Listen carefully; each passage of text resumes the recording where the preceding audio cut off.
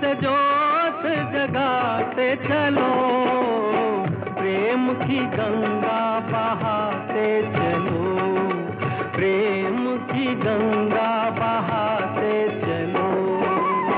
राह में आए जो दीन दुखी, राह में आए जो दीन दुखी, सबको गले से लगाते चलो, प्रेम की गंगा बहाते चलो।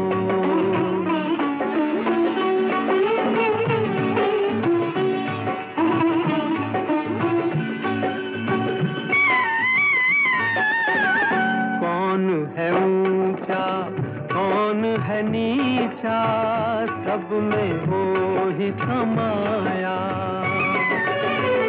भेद भाव के झूठे भरम में ये मानव भरमाया। धर्म ध्वजा धर्म ध्वजा फहराते चलो, प्रेम की गंगा बहाते चलो, प्रेम की गंगा बहाते चलो।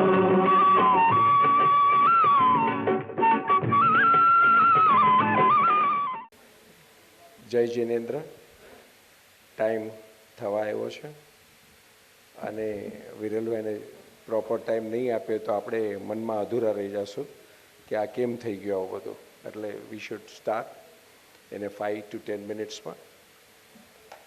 આજે આપણા 6થો દિવસ છે વ્યાખ્યાનમાળાનો અને આજના વક્તા તમે બધા ઓળખો જ છો.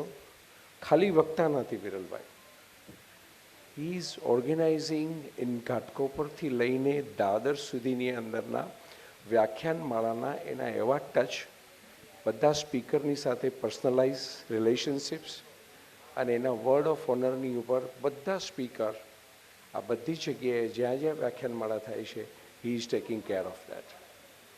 આપણી સંસ્થાને 3 વર્ષ પહેલાં મેં જ્યારે આ સંસ્થાને સંભાળી ત્યારે મને ખબર નહોતી કે વિરલભાઈ વોટ હીઝ એક્ટિવિટી એક્ઝેક્ટલી. તો મને ધીરે ધીરે ખ્યાલ આવ્યો. 1 વર્ષ, 2 વર્ષ અને 3 વર્ષે આ વખતે વિરલભાઈની સાથે બહુ પ્રોપરલી જઈ રહ્યા છે અને એને લીધે જ સ્વપ્નિલ કોઠારી એમના રેફરન્સથી આવેલા હતા, મનીષાબેન એમના રેફરન્સથી આપણી પાસે આવેલા હતા. અને આ સ્પીકરની વેલ્યુ શું છે એ તમે બધા જાણો છો, વોટ દે સ્પીક ટુ અસ. અને મજા આવી ગઈ અમને વિરલભાઈ, બહુ જ મજા આવી ગઈ. એકથી એક ચડે એવા છે. હું તમારી સાથે બીજી એક વાત કરવા માગું છું, કારણ કે તમે આના ખાં છો. આપણે ગુજરાતી લેંગ્વેજમાં વાત કરીએ, કાઠિયાવાડની લેંગ્વેજમાં આ 6 સ્પીકર અમે એક વખત એક ટેબલ ઉપર લઈ આવવા માગીએ છીએ એક સાથે. અને એનો સબ્જેક્ટ એને અડધી કલાક, પોણી કલાક આપશું, 3 કલાકનો ઓર્ગેનાઇઝ કરશું. ઓલો રિટર્ન ગિફ્ટ દેવી જોઈએ ને આપણે, રિટર્ન ગિફ્ટ, એ રિટર્ન ગિફ્ટનો પ્રોગ્રામ કરવાનો પ્લાન કર્યો છે. 1 મહિના પછી, 2 મહિના પછી. અને સ્વપ્નિલભાઈ મને કીધું કે મને 1 મહિના પહેલાં કહેજો, હું I will be joining with you. બધા સ્પીકરને લઈ આવશો. ઘાટકોપરની એ વાઇબ્રેશન કે બેસવાની જગ્યા ન હોય એ હું ક્રિએટ કરી લઈશ. માણસો આવશે, રિયલ જેને સાંભળવું છે, જેને સમજવું છે કે જૈન શું છે અને નૌકાર મંત્ર શું છે, એ કહેવા માટે આપણે ભેગા થાય છે. આવો પ્લાન કર્યો છે. આ બધાને સાંભળ્યા પછી એમ લાગે કે 1.5 કલાક અમારી ઓછી છે. અને પીપલ વોઝ સ્ટિક કે તેને કોઈની ઈચ્છા નહોતી કે બંધ થાય, થોડી લિમિટેશન હોલની હોય. ઇન શોર્ટ બહુ મજા આવી. આ 6થો દિવસ છે એટલે થોડુંક વાગોડવું પડે એ વાગોડી લીધું મેં તમારી સાથે અને મજા આવી ગઈ. ને તમારા નામ ઉપર બધી મજા આવી ગઈ. આજે આપણા વિરલભાઈની ઇન્ટ્રોડક્શન્સ છાયાબેન કરશે, પણ વિરલભાઈને લેવા માટે ધીરુભાઈ કામદાર આ કાઠિયાવાડ સેવા સમાજના એક one of the founder trustee છે અને અહીંયા એવા છે ધીરુભાઈ કામદાર. વિરલભાઈને લઈને ઉપર પધારશો. અને ભોગીભાઈ વોરા, બાપુ તમે અમને સંભાળો. આ ધરતી ઉપર અમને સંભાળવા માટે જોઈએ. અમે બધા ગાંડા માણસ છીએ. પધારો તમે. વિરલભાઈ પ્લીઝ, ધીરુભાઈ લઈને આવો. ધીરુભાઈ તમે ઊભા થાઓ. બાપુ તમે ક્યાં ખોવાઈ ગયા છો? વિરલભાઈની સાથે આવો તમે.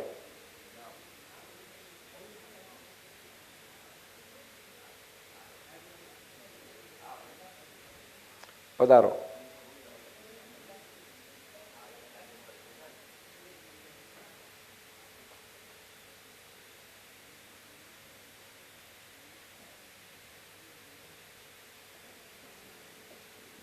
પધારો વિરલભાઈ.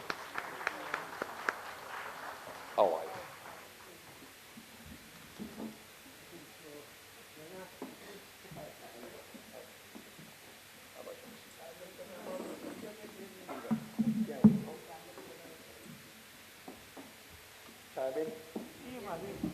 પ્લીઝ.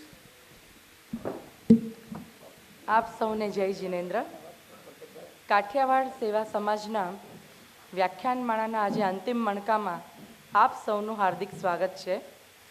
અને આપ સૌ ખૂબ પ્રેમથી 6 દિવસ આપણે ત્યાં અલગ અલગ જે વક્તાઓ આવ્યા એને આપણે ખૂબ સરસ રીતે સાંભળ્યા. વક્તા પણ અહીંયા આવીને પ્રસન્ન થઈ ગયા. સામસામે ક્રાઉડ અને વક્તા બંનેનું એટલું બધું સરસ ટ્યુનિંગ હતું કે લોકોને હવે વિરલભાઈ ખાલી કહેશે કે તમારે ભૂરીબેનમાં જવું છે તો વક્તા તમને સામેથી હા પાડશે. એવું આ વખતે અમારું સરસ ઓડિયન્સ રહ્યું. અને વધારે સારી વાત એ કે એક પછી એક વક્તા ચડિયાતા આવ્યા અને દરેકે કેવી રીતે આ પર્યુષણના દિવસોમાં આપણે આત્માનું શુદ્ધિકરણ કરી શકીએ, આપણા આત્માને ઓળખી શકીએ, શરીર અને આત્માનું ભેદ જ્ઞાન સમજી શકીએ, એના પર બહુ જ સરસ સમજાવ્યું. એટલે વિરલભાઈ ફરી એકવાર બધા જ વક્તાઓને અમારા સુધી પહોંચાડવા માટે આપનો અમે ખાલી હૃદયથી આભાર માનીએ છીએ. મને એવું લાગે છે કે આખા મુંબઈમાં વ્યાખ્યાનમાળા જ્યાં પણ થતી હોય ને એના પ્રમુખ પાસે વિરલભાઈનો નંબર તો પહોંચી જ જાય. કારણ કે એક એવી વ્યક્તિ છે કે જે બધી જગ્યાએ એમને મને લાગે છે ફોરેનથી કોઈ ડેલિગેશન બોલાવવું હોય જો આવી રીતે કન્વર્સેશન કે પર્યુષણ પ્રવચન માટે તો વિરેનભાઈ પાસે વિરલભાઈ પાસે બધા જ સોર્સ છે અને ઘણું બધું કાર્ય કરી રહ્યા છે. પણ એમનો ઇન્ટ્રોડક્શન આપીએ એ પહેલાં વિરલભાઈ આપ અને અમારા બધા જ મંચસ્થ મહાનુભાવો દીપ પ્રાગટ્ય માટે જશો.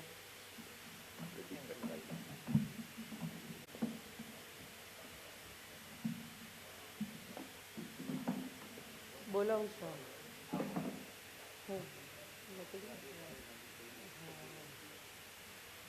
હું સાયનથી પધારેલ રાજેશભાઈ ગંદીને પણ વિનંતી કરું છું કે પ્લીઝ આપ પણ આવો.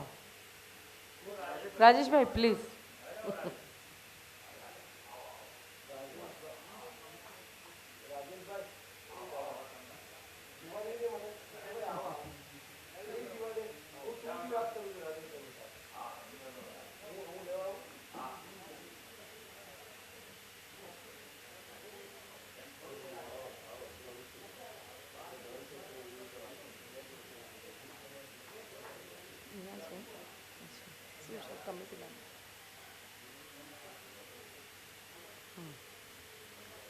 જેજીસી સેન્ટ્રલ બોર્ડ ચેરિટેબલ ટ્રસ્ટના શ્રી રાજેશભાઈ ગાંધી એમને વિનંતી છે કે કૃપયા આપ સ્ટેજ પર પધારો.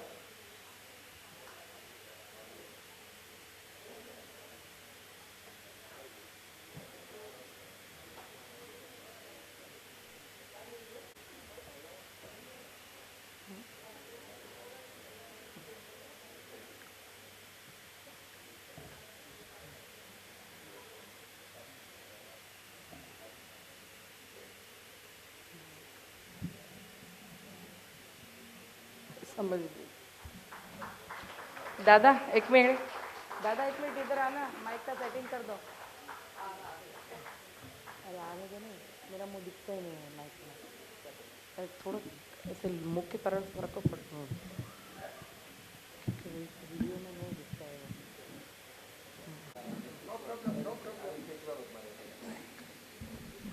ચાયબેન 1 મિનિટ, 1 સેકન્ડ ખાલી.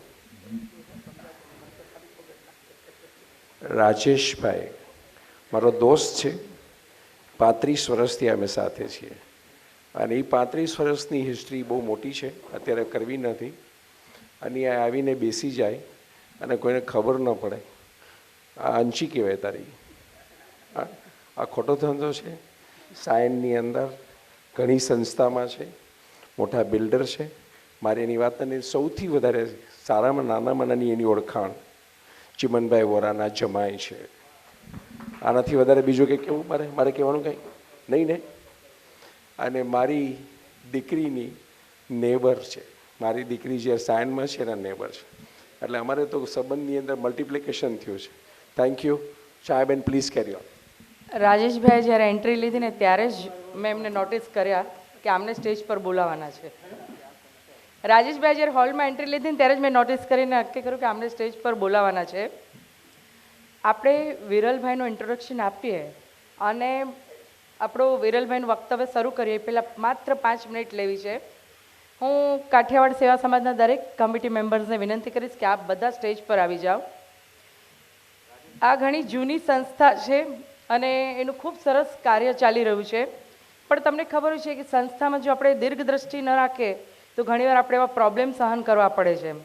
જ્યારે પંકજભાઈ પ્રમુખ બન્યા અને અમારી સંસ્થાની ઓફિસ જે હતી એમાં થોડાક પ્રોબ્લેમ્સ આવી ગયા, તો હું કહી દઉં કે પંકજભાઈ વન મેન શો આ જૂનાગઢના સિંહ છે કે જેણે કહીને કે ભડના દીકરાએ મહિનામાં તજવીજ કરી અને એક ઓફિસ લીધી.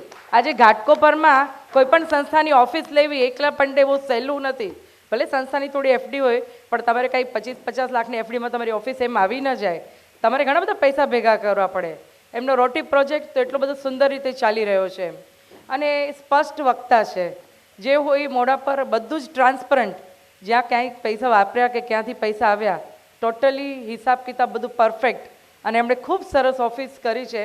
એમનો મેંગો પ્રોજેક્ટ સારો ચાલે છે, રોટી પ્રોજેક્ટ સારો ચાલે છે અને મેં દરખાસ્ત મૂકી છે કે અમારું મહિલા મંડળ પાછું જાગતું કરવાનું છે, જે આ કોરોનાને કારણે થોડું સુસુપ્ત થઈ ગયું હતું. તો પંકજભાઈ નોટિસમાં લેજો, ખાલી ભાઈઓનું ન ચાલે, અમે બહેનો પણ એટલા ઇક્વલી. તો આપણું મહિલા મંડળ પર દિવાળી પછી આપણે શરૂ કરીએ. હમણાં આપણે થોડા બધા જ વ્યસ્ત છીએ એટલે તો આવા પંકજભાઈનું સન્માન કરવા માટે હું પૂરી કમિટીને વિનંતી કરું છું.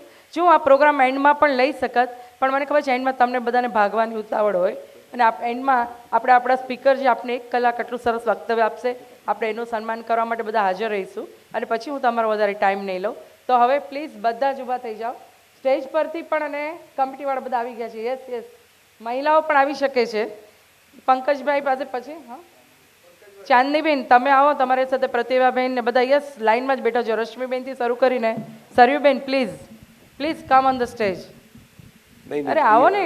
નહીં તું ત્યાં બેસ અને હું બી નીચે બેસવા માટેનો માણસ. એ પછી પંકજભાઈને ડર લાગે છે મારી ખુરશી લઈ લેશે. With folded hand.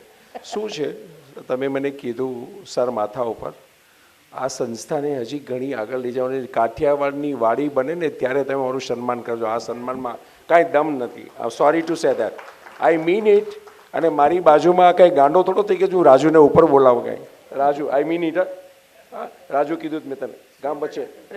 આ મારું લગભગ 5-6 વર્ષ પહેલાં હું ઝાલાવાડમાં સંચાલન કરું. મેં ઝાલાવાડમાં કીધું, કાઠિયાવાડમાં હું જ્યારે પણ આવી રીતે મળું અને હું પોતે પણ પ્રેસિડેન્ટ હતી 10 વર્ષ પહેલાં, તો મેં ત્યાં પણ કીધું, મેં બધી જગ્યાએ કીધું છે કે ભાનુશાલી વાડી હોય, ભાટિયાવાડી હોય, ઘાટકોપરમાં પાટીદાર વાડી હોય, સોરઠ લેવા પટેલની વાડી હોય અને આપણે આટલા જૈનો માતબર આટલો ટેક્સ ભરે ને ખાલી મોટી મોટી વાતો, અને આપણી એક વાડી તો નહીં પણ આપણે કે આપણા દીકરા દીકરીને લગ્ન હોય તો એક સારી સેનેટરી હોસ્ટેલ જે બી કહે ને એ પણ આપણી પાસે નહીં. હવે દેરાવાસી સમાજે શરૂ કરી છે જે આપણે મળે છે, પણ હવે કેવું છે કે આપણા સમાજનું હોય તો આપણે હકથી મળે. એ લોકો આપણે પૈસા ભરીએ ત્યાં અને ડિસેમ્બર માટે રૂમ બુક કરાવે, છતાંય શું કે જો અમારા સમાજનું કોઈ આવશે તો તમને કેન્સલ કરશું. ક્યાંય બી ભાનુશાલીવાળી 4-4 લાખ લે છે હોલનું ભાડું લગ્ન માટે, પણ એ લોકોનું કહેવાનું એમ જ કે અમારા સમાજ માટે એક્સ્ટ્રા હોલ રાખ્યો છે. 4 હોલ બનાવ્યા છે, મબલક કમાય છે, છતાંય અમારા સમાજનું કોઈ વીઆઈપી આવશે તો તમારા લગ્ન કેન્સલ. તો આપણે આટલા જૈનો પોતાની જાતને બહુ મહાન સમજીએ છીએ. હું 6 વર્ષથી કહેતી હતી કે મારે સમાજ માટે વાડી અને એક સેનેટરી જેવું તો કંઈક જોઈએ છે કે દીકરા દીકરીના લગ્ન હોય તો સારું આપણા લેવલનું સ્ટાન્ડર્ડ. ઓલી જૂની ધર્મશાળામાં મારા ને તમારા દીકરા ઉતરતા નથી. તમે જુઓ છો પાલિતાણામાં ધર્મશાળા 5 સ્ટાર થઈ ગઈ છે અને જે 5 સ્ટાર ધર્મશાળા છે ત્યાં રૂમો બુક કરો તો જલ્દી મળતી બી નથી. તો પંકજભાઈ આપણે કેવું કામ જોઈએ? A1 સાહેબ A1 બી થશે એટલે જ સન્માન કરું છું. આજે એક જગ્યાએ એક મિટિંગમાં ગયો હતો, એ NGO ચલાવે છે. મને કે પંકજભાઈ તમે તમારી પત્રિકામાં તમારા વૃદ્ધાશ્રમ ચાલતા હોય અને એ વૃદ્ધાશ્રમને તમારે કોઈ બી જગ્યાએ લઈ જવા હોય 5 સ્ટાર ટ્રીટમેન્ટ આપવા માટે તો બધો ખર્ચો હું ભોગવીશ. 1 કરોડ હોય કે 50 લાખ હોય હું ટ્રીટમેન્ટ આપીશ. મેં કીધું આપણે એ લેવા કરતાં હું તમને વાડાની અંદર વૃદ્ધાશ્રમ આપી દઉં. મને કે આપણે ખરીદી કરતા જ નથી કાંઈ. વૃદ્ધાશ્રમને ચલાવવાની જવાબદારી આપણી. તમે કહો એટલું બધું થઈ જશે અને ઇટ ઇઝ કન્ફર્મ. અને એ નેક્સ્ટ આપણા પત્રિકામાં એનું એડવર્ટાઇઝની સાથે આ લખીને આવે છે કે વૃદ્ધાશ્રમ માટેના જેટલા પૈસા જોતા હોય, yes, one hand you will get it. એટલે આપણી પાસે ઘણા ધુરંધરો બેઠા છે. મારી બાજુમાં એક આ બેઠો છે, એક મારી સામે બેઠો છે, બધાય એટલે ઘણા છે. એ ઓલો કિરણભાઈ ભાયાણી, અનિલભાઈ ભાયાણી, ઘણા છે. આ લિસ્ટ બધું છે એક જ ફોનમાં ત્યાં. એટલે ફિકર ત્યારે થાય કે એક ટાર્ગેટ લીધું કે મારી ઓફિસ લેવી હતી, લઈ લીધી. પણ જ્યારે ઓફિસ લીધા પછી વિચાર આવ્યો કે હું મારા બાળકોને શું આપીને જવાનો છે? મારી આ પ્રોપર્ટી ના. અને એને ઇન્ટરેસ્ટ નથી મારી પ્રોપર્ટીમાં. He is more then happy. તો મેં કીધું એવી કોઈ ચીજ આપો કે જેને ચલાવવી જ પડે. હું તો કાલ જવાનો છું, તો એ આ કાઠિયાવાડની વાડી આપી દો ને એનો એ પરમેનન્ટ ટ્રસ્ટી હોય. એના બાપની બી પ્રોપર્ટી ન કહેવાય ને એ આખું સંસ્થા ચલાવ્યા કરે. અને દેટ ઇઝ ધ ઇન્ટેન્શન કે આ કાઠિયાવાડની વાડી બનશે. અને એ વાડીની અંદર બીજા બધા ટ્રસ્ટી હશે, પણ એ એક હશે એટલે એની જિંદગીભર મારી દીકરી અને મારો દીકરો એ રન કરશે. જેમાં ચિમનભાઈના જમાઈ અહીં બેઠા છે અને આ રન કરી રહ્યા છે સાહેબ. ભાવેશભાઈ રન કરે છે સાહેબ. હા, આશીર્વાદ એના ચિમનભાઈના છે. અને આ બધું કરવું બહુ ઇઝી નથી, બહુ ડિફિકલ્ટ છે, પણ આપણે કંઈ કરીએ છીએ. એટલે મારી રિક્વેસ્ટ છે કે મને 2 વર્ષનો ટાઈમ આપો, હું વાડી ઊભી કરી લઉં છું. 2 વર્ષનો અમે ટાઈમ તમને આપો. 3 વર્ષ આપશું. આ committed કરું છું. ફર્સ્ટ ક્લાસ બાનુશાલી વાડી કરતા સારા એસ્કેલેટર, સારી થશે. લિફ્ટ, સારી મને ફેસિલિટીઝ. વાડી કરી લેવા દો બસ. ત્યારે આપણે સેલિબ્રેશન કરશું. અને આપણું પેલું ફંક્શન જ ત્યાં કરશું ને પછી આપણી વ્યાખ્યાન વાળા ત્યાં હશે.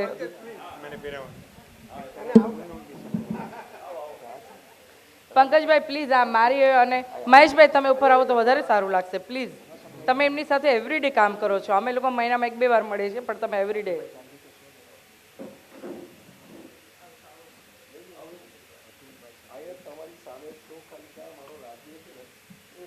ભોગીભાઈ આપ પણ આવો. અમારે તમારી બી જરૂર પડશે. બરોબર ને? જો અશ્વિનભાઈ સમજી ગયા. જે ઉપાશ્રયની સંસ્થામાં કામ કરતા એને ખબર જ હોય કે આપણે કોના ઊભા કરવા છે, ક્યારે ઊભા કરવા છે, કેમ.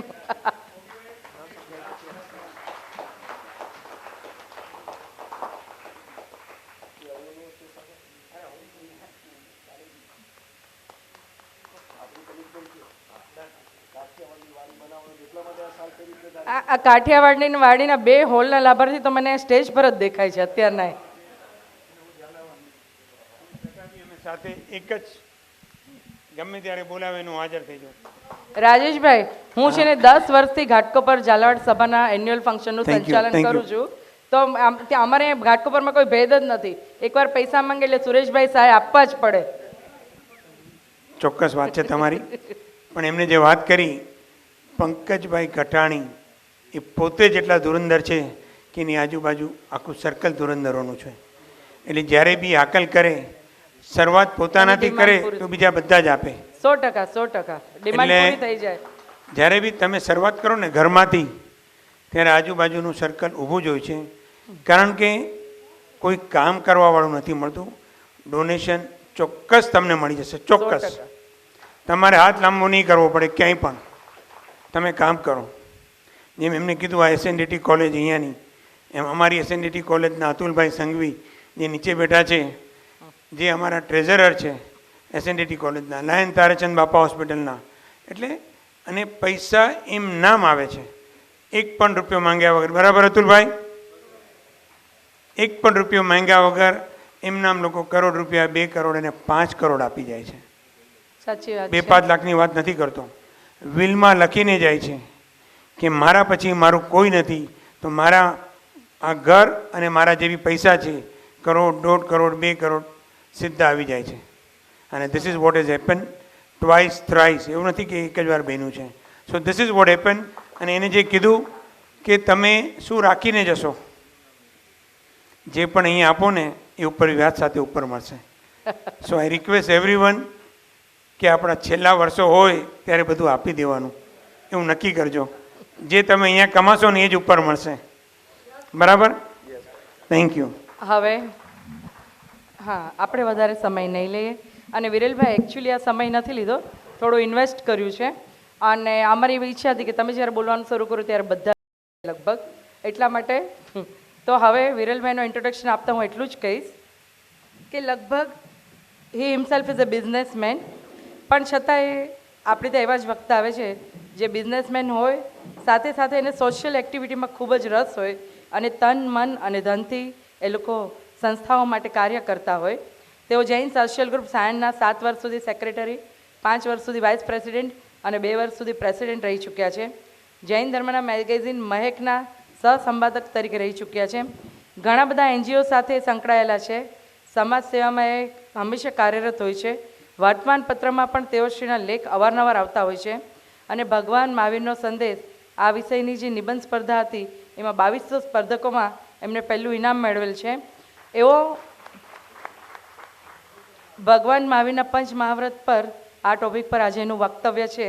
પણ હમણાં 3 દિવસ પહેલાં જૂહુ પર જ્યારે આ ટોપિક બોલ્યા ત્યારે એમને ત્યાં ક્રાઉડ તરફથી સ્ટેન્ડિંગ ઓવેશન મળ્યું હતું. એટલે તમે સમજી શકો છો કે કેટલા ઉચ્ચ લેવલના વક્તા છે. અને એક વક્તાને જ બીજા વક્તાનો ખ્યાલ હોય તો એમનો ટેસ્ટ એટલો સારો છે કે આજે આખી મુંબઈની બધી જ વ્યાખ્યાનમાળાના પ્રેસિડેન્ટ, કન્વીનર એમને ફોન કરીને એમનું સજેશન લઈને વક્તાઓ ગોઠવે છે. એટલે આવા વિરલભાઈને સાંભળવા એ આપણો એક અનોરો લાભ છે. અને હવે આપનો વધારે સમય ન લેતા માઇક તમને આપું છું. વિરલભાઈ, આપ ત્યાંથી બોલશો કે અહીંયા? ઓકે, યસ, દુકાન.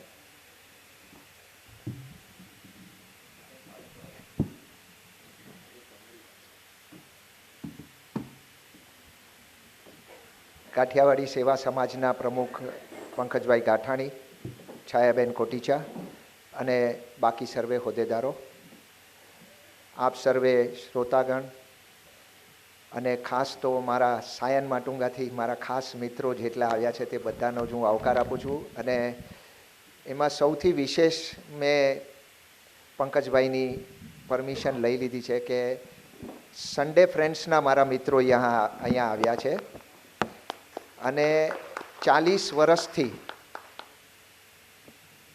બ્લડ ડોનેશન, સ્કિન ડોનેશન અને આઈ ડોનેશનમાં 24 કલાક કામ કરે છે. અને હવે એમણે ઓર્ગન ડોનેશનનું કામકાજ ચાલુ કર્યું છે. તો એમાં આપણો સહકાર મળે તે માટે સન્ડે ફ્રેન્ડ્સ ફેસબુક પર, ઇન્સ્ટાગ્રામ પર અને છેલ્લે કાંઈ જ ન મળે તો તમે પંકજભાઈનો અથવા મારો પણ કોન્ટેક્ટ કરી શકો છો કે એમની સેવા એટલી બધી છે. સાયન હોસ્પિટલમાં, ગવર્મેન્ટ હોસ્પિટલમાં એમને એક ઓફિસ આપવામાં આવી છે જે કોઈ દિવસ શક્ય ન બને ને એટલી 24 કલાક સેવા કરે છે. કદાચ કોઈને પણ જરૂર પડે તો સન્ડે ફ્રેન્ડ્સનો કોન્ટેક્ટ કરી શકે છે કે એ લોકો એટલી બધી સેવા કરે છે કે આજે આવ્યા છે તો મેં કીધું મારે આ તકનો લાભ લેવો છે. તો આપ સર્વેને મારા જય જિનેન્દ્ર. આજનો આપણો વિષય છે ભગવાન મહાવીરના પંચ મહાવ્રત. પણ તે પહેલાં એક નાનકડી વાત કરવી છે કે એક ઓપરેશન થિયેટરના ટેબલ પર એક પેશન્ટ, બાયપાસનો પેશન્ટ સૂતો હતો. એટલો બધો ગભરાયેલો હતો, એટલો બધો ડરેલો હતો, એટલો બધો રડવા જેવો થઈ ગયેલો કે ડૉક્ટરે આવીને એને પૂછ્યું કે ભાઈ આટલો બધો શેનો ગભરાય છે, આટલો બધો ડરે છે? તો રડતા રડતા એણે વાત કરી કે ભાઈ જિંદગીનું પહેલું ઓપરેશન અને એ પણ બાયપાસનું. તો ડૉક્ટર કે એમાં આટલું બધું શું ગભરાવાનું, મારું પણ આ જિંદગીનું પહેલું જ ઓપરેશન છે. કહેવાનું તાત્પર્ય એ છે કે હું પણ નવો નિશાળ્યો છું, મારું આ બીજું જ વ્યાખ્યાન છે મારી જિંદગીનું. તો આપણે વિષય પર આવીએ, ભગવાન મહાવીરના પંચમહાવ્રત.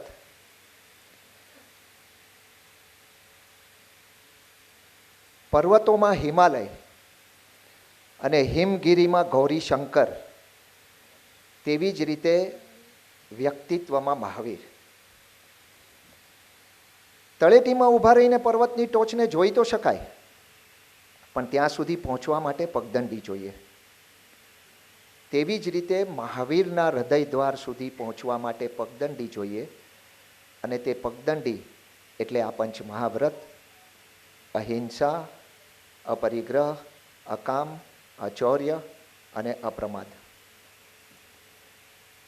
ભગવાને આ પંચમહાવ્રતની રચના ભાવ આધારિત કરી છે. ભાવ જો શુદ્ધ હોય તો કર્મ અશુદ્ધ થાય જ નહીં, શક્ય જ નથી. કારણ કે આપણે કોઈ પણ કાર્ય કરવું હોય તો પહેલાં વિચાર કરીએ. હવે વિચાર જો સારો હોય તો આચરણ સારું જ થવાનું. એટલે ભાવ જો શુદ્ધ હોય તો કર્મ અશુદ્ધ થાય જ નહીં. પણ અહિંસાની બાબતમાં આપણે એક નાનકડી વાત સમજી લેવા જેવી છે કે 4 જે બીજા વ્રત છે તે કદાચ આપણે બહુ મહેનત કરીએ, સખત મહેનત જો કરીએ, કદાચ એક ભવ પાસ 2-4 ભવ પણ જાય અને એવી મહેનત જો આપણે કરીએ તો એને 100% અથવા તો 100% પાળી શકીએ. પણ અહિંસાને 100% પાળવી શક્ય નથી, અસંભવ છે. આપણે જન્મ લઈએ અને આપણા ઉચ્છ્વાસથી જ વાયરાના સૂક્ષ્મ જીવોની હિંસા થઈ જાય. આપણામાં એક સામાન્ય બાબત આપણને બધાને ખબર છે કે આપણે પાણી ગરમ પણ એટલા માટે કરીએ છીએ કે જેટલા બેક્ટેરિયા હોય એટલા મરી જાય, પણ બીજા બેક્ટેરિયા જે જન્મે છે એની હિંસા ન થાય. એટલે આપણે કોશિશ એવી કરીએ છીએ કે ઓછામાં ઓછી હિંસા થાય. એટલે અહિંસાને અહિંસા ન લેતા અલ્પ હિંસા તરીકે સમજવાની રહેશે કે આ અલ્પ હિંસા છે. હવે સૌથી આશ્ચર્યકારક વાત એ છે કે અહિંસાનો વિચારધારાનો જન્મ એ હિંસકોની જમાતમાંથી આવ્યો છે. આપણા 24 તીર્થંકર ક્ષત્રિય હતા અને આ પ્રજા ખૂબ લડાકુ પ્રજા હતી. તેમની હિંસા ઘોર હતી, સઘન હતી, ગાઢ હતી. પેઢી દર પેઢીથી હિંસા કરતા કરતા કરતા તેઓને જ્ઞાત થયું કે હિંસા દુઃખ અને પીડા સિવાય બીજું કંઈ આપી શકે જ નહીં. અને આજની તારીખમાં એ સનાતન સત્ય છે કે હિંસા દુઃખ અને પીડા સિવાય કંઈ આપી શકે જ નહીં. એટલે પછી પ્રેમ અને કરુણાની સાથે અહિંસાના વિચારનો જન્મ થયો. અને આ રીતે આપણે પણ બધા પછી ધીરે ધીરે અહિંસા પાળતા આચરણ કરતા તો થયા, પણ તોય આપણી અહિંસા અને ભગવાનની અહિંસામાં ફરક છે. આપણે કીડી મકોડાને કે એને બચાવીને આપણે ચાલીએ તો આપણે એમ વિચારીને ચાલીએ કે ભાઈ આ કીડી મકોડા બીજા જીવ છે, આપણાથી એના પર પગ ન મુકાય, તો આપણે એવા ભાવ સાથે ચાલીએ અને આપણે અહિંસાનું પાલન કરીએ. ફોર્ચ્યુનેટલી આપણે એવું ધારી લઈએ કે ભગવાન મહાવીર પણ આપણી સાથે ચાલે છે અને ભગવાન મહાવીર પણ પગ નથી મૂકતા કીડી મકોડા પર અને એ પણ અહિંસાનું પાલન કરે છે. તો બંનેના આચરણમાં હિંસા થતી જ નથી અને બંનેનું આચરણનું પરિણામ પણ એવું જ છે કે કીડી મકોડા મરતા નથી. છતાં પણ આપણી અહિંસામાં અને મહાવીરની અહિંસામાં ફરક છે. આ ગુણવત્તાનો ફરક છે, ક્વોલિટેટિવ ડિફરન્સ છે. આપણે એવું સમજીને નથી હિંસા કરતા કે આ બીજો જીવ છે, આપણે એને ન મારાય, અસહાય છે. જ્યારે ભગવાન મહાવીર એમ વિચારે છે કે સૃષ્ટિના સમસ્ત જીવોને હું પ્રેમ કરું છું, મારી તેમના પ્રત્યે કરુણા છે, મેં તેમને આત્મસાત કરી લીધા છે, મારા આત્મામાં વિલીન કરી લીધા છે, તેઓ તો મારા અંશ છે, હું મારા જ અંશ ઉપર કઈ રીતે પગ મૂકી શકું? એટલે ભગવાન તો આપણા કરતાં આ રીતે કે જ્યારે તમે આપણે પણ જ્યારે આ રીતનો ભાવ કેળવશું ત્યારે આપણે અહિંસામાં પ્રવેશ કર્યો ગણાશે કે આપણે દરેકે દરેક જીવને આપણે આપણો અંશ સમજવા માંડશું. ભગવાન એનાથી પણ ઉપરની 1-2 ડગલા ઉપર જાય છે. ભગવાન કહે છે કે કોઈની લાગણીને દુભાવવી, કોઈના હૃદયને ઠેસ પહોંચાડવી, આ પણ એક જાતની સૂક્ષ્મ હિંસા જ છે અને આપણા જૈનોમાં તો એ વર્જ્ય પણ છે. ભગવાનને જ્યારે દીક્ષાના ભાવ થયા ત્યારે માતા ત્રિશલા દેવી પાસે તેમણે અનુમતિ માગી. તો માતા ત્રિશલા દેવીએ તો ના પાડી દીધી કે મારા જીવતા જીવતો હું તને દીક્ષાની છૂટ નહીં આપું.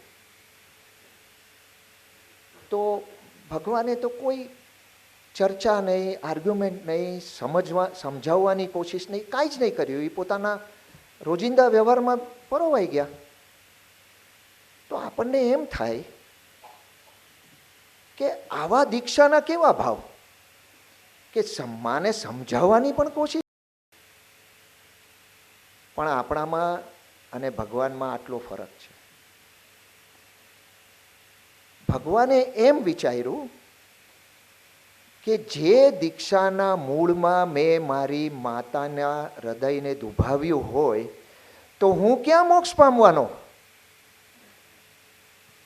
દીક્ષાના મૂળમાં જ જો કોઈના હૃદયને ઠેસ પહોંચાડી હોય, એટલે પછી ભગવાને તો મહેલમાં રહેવા માંડ્યા. રાજા હતા. પછી એમના માતાનું અવસાન થયું ત્યારે તેમણે તેમના ભાઈ પાસે અનુમતિ માગી, અને ભાઈએ પણ કીધું કે મા બાપ તો બંને ચાલ્યા ગયા, હવે તું પણ જાય તો પછી મારું કોણ? એટલે ભાઈએ પણ દીક્ષાની અનુમતિ ના આપી. 2-3 વર્ષ થયા અને 2-3 વર્ષમાં એવી ઘટનાઓ બનવા માંડી, ઘરમાં એવું વાતાવરણ થઈ ગયું કે ઘરના સદસ્યોને એમ થતું હતું કે વર્તમાન ઘરમાં છે પણ અને નથી પણ, એની ઉપસ્થિતિ છે પણ અને નથી પણ. ભગવાન હવાની જેમ ઘરમાં રહેવા માંડ્યા. અને ઘરના સદસ્યોને થયું કે હવાને આપણે મુઠ્ઠીમાં તો બાંધી ન શકીએ. એટલે વર્ધમાનને બોલાવીને વાત કરી કે ભાઈ, જો હવે તું આ જ રીતે રહે છે, આટલા વર્ષોથી 3 વર્ષ થઈ ગયા, તો હવે તું તારા પંથે જઈ શકે છે, દીક્ષાનો માર્ગ તું લઈ શકે છે. તો ભગવાન કે હું તો 3 વર્ષ પહેલાં માતાના મૃત્યુ પછી તરત જ નીકળી ગયો છું, હું છું જ નહીં અહીંયા. અહીંયા તો મારો ફક્ત દેહ છે, હું તો દીક્ષાના માર્ગે નીકળી ચૂક્યો છું. અને આ જે પ્રસંગ છે ને, આ પ્રસંગને આબેહૂબ એને એકદમ બંધ બેસે એવી શ્રીમદ રાજચંદ્રની એક પ્રાર્થનાની 2 લીટી આપણે સાંભળશું કે દેહ છતાં જેની દશા વર્તે દેહાતી, એ જ્ઞાનીના ચરણમાં હો વંદન અગણી.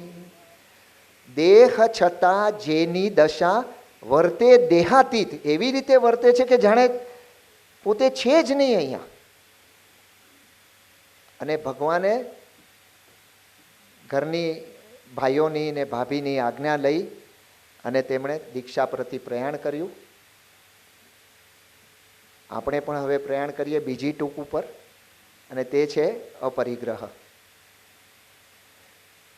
પરિગ્રહ એટલે માલિકીપણું, પોઝેસિવનેસ.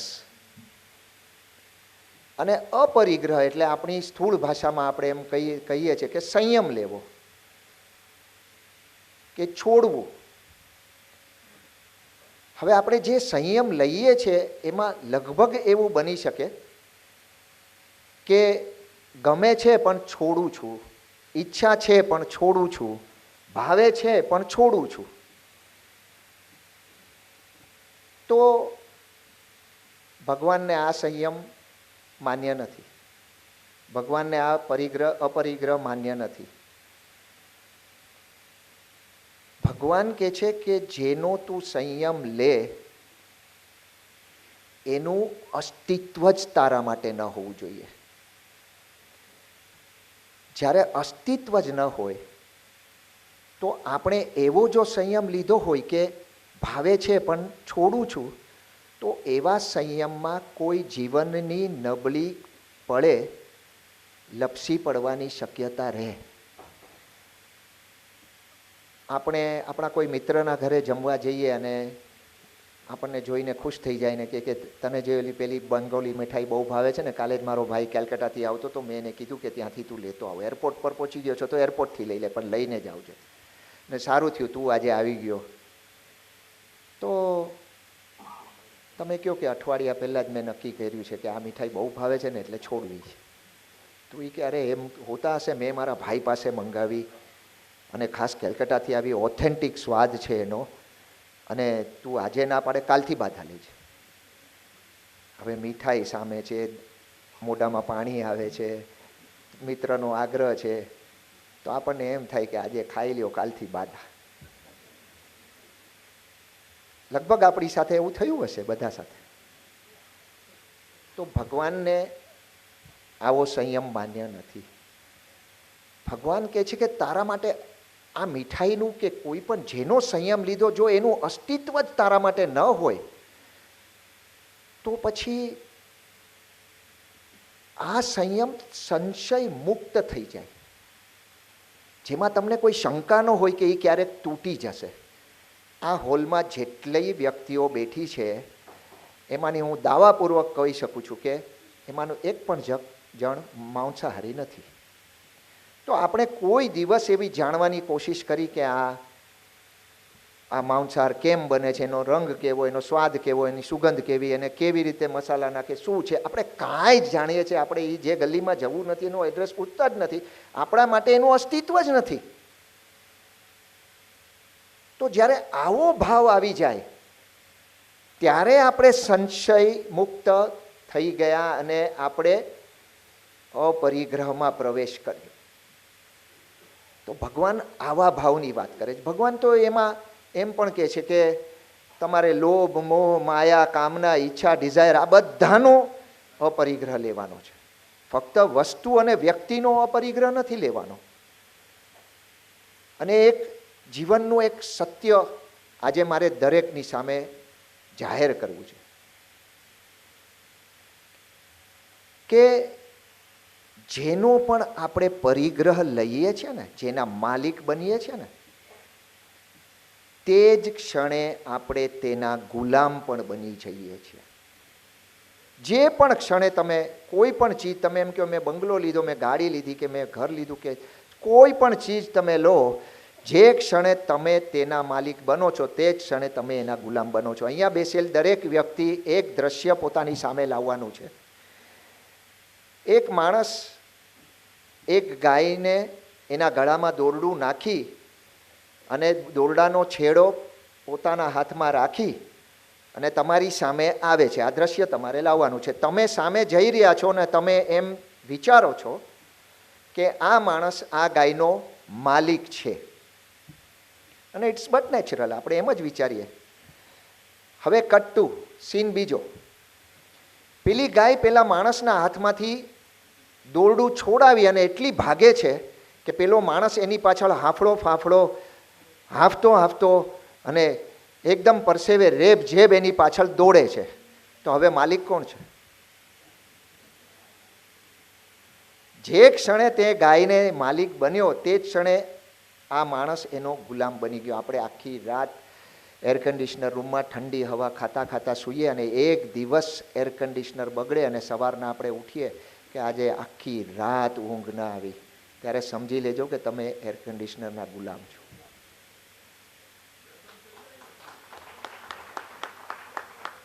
તો આપણે આપણો પરિગ્રહ કેટલો, પણ સિકંદરનો પરિગ્રહ કેવો હતો કે મારે તો આખી દુનિયા જીતવી છે. અડધી પોણી દુનિયા જીતી લીધી. એક સૂફી સંતે એને આવીને પૂછ્યું કે બાકીની જેટલી દુનિયા જીતી લઈશ પછી શું? આપણા માટે એટલો સામાન્ય સવાલ છે કે આપણને એની સિરિયસનેસ નહીં સમજાય. પણ સિકંદર તો એટલો બધો ઉદાસ થઈ ગયો, ડિપ્રેશનમાં આવી ગયો, કારણ કે આટલા વર્ષોથી દુનિયાને જીતતો હતો, એમાં એની પાછળ કયા દેશના કયા રાજાનું કેટલી શક્તિ છે, એની વીકનેસ કઈ છે, મારે કેટલું લશ્કર મોકલવાનું, ત્યાંની આબોહવા કેટલી છે, મારે કેટલો શસ્ત્ર સરંજામ મોકલવાનો, મારે કેટલું ખાવા પીવાનું મોકલવાનું, કેટલું વિચારે ત્યારે કોઈ દેશ જીતી શકે. ત્યારે જ્યારે એને એમ ખબર પડી કે હું દુનિયા જીતી લીધીશ પછી તો મારી પાસે કોઈ કામ જ નહીં રહે, આઈ બીકમ અનએમ્પ્લોયડ, તો એ તો ડિપ્રેશનમાં આવી ગયો. હવે જો સિકંદર આખી દુનિયાનો પરિગ્રહ રાખીને જો ડિપ્રેશનમાં આવી જતો હોય તો આપણી શું વિસાત. પેલી ગાય જે છે ને એણે પણ એક અદ્રશ્ય દોરડું પેલા માણસના ગળામાં નાખેલું, જે આપણને નહોતું દેખાતું. એવી જ રીતે આપણે એટલા બધા અદ્રશ્ય દોરડા પરિગ્રહ લઈને આપણા ગળામાં નાખ્યા છે કે જેની આપણને જાણ નથી. ભગવાન કહે છે કે તારા જેટલા તું અપરિગ્રહ લઈશ, સંયમ પાળીશ, એટલા તારા કર્મો ઓછા બંધાશે. તારા કર્મો ઓછા બંધાશે તો તારા ભવ ઓછા થશે, અને ભવ ઓછા થશે તો તું જેટલું બને એટલું જલ્દી મોક્ષને પામીશ. તો ભગવાનના આ અપરિગ્રહ પાછળનો આટલો અર્થ છે. ભગવાન આપણને જે કાંઈ કહે છે બધું ગૂઢાર્થમાં કહે છે. અત્યાર સુધી આપણે એવું સમજીએ છીએ કે સંયમ રાખવો ને અહિંસા કરવી ન કરવી ને ચોરી ન કરવી ને પ્રમાદ એટલે આળસ ન કરવી. ભગવાન આવી વાતો કરે કે આળસ ન કરવી? તો એ ભગવાન ન થાય. આવી વાતો તો આપણે ફર્સ્ટ સેકન્ડ સ્ટેન્ડર્ડમાં મધરે આપણને કીધી છે, પણ આપણે એ પણ જાણશું આગળ. એટલે અપરિગ્રહ માટે એમ કહેવાય કે તમારી બાદશાહત ત્યારે છે જ્યારે તમે એમ કહો કે હું જે છું તે પર્યાપ્ત છું. મારી પાસે જે છે તે પર્યાપ્ત છે નથી, હું જે છું તે પર્યાપ્ત છું. My solve is content. તો આપણે આ અપરિગ્રહ માટે જેટલા બને એટલા અદ્રશ્ય દોરડા આપણા ગળામાંથી કાઢીએ અને આપણે પ્રયાણ કરીએ આપણી ત્રીજી ટૂંક ઉપર, અને તે છે અકામ. કામ એ જીવનની સર્વાધિક ઉર્જા એટલે કામ, જેને વિજ્ઞાન એનર્જીનું નામ આપે, શક્તિ.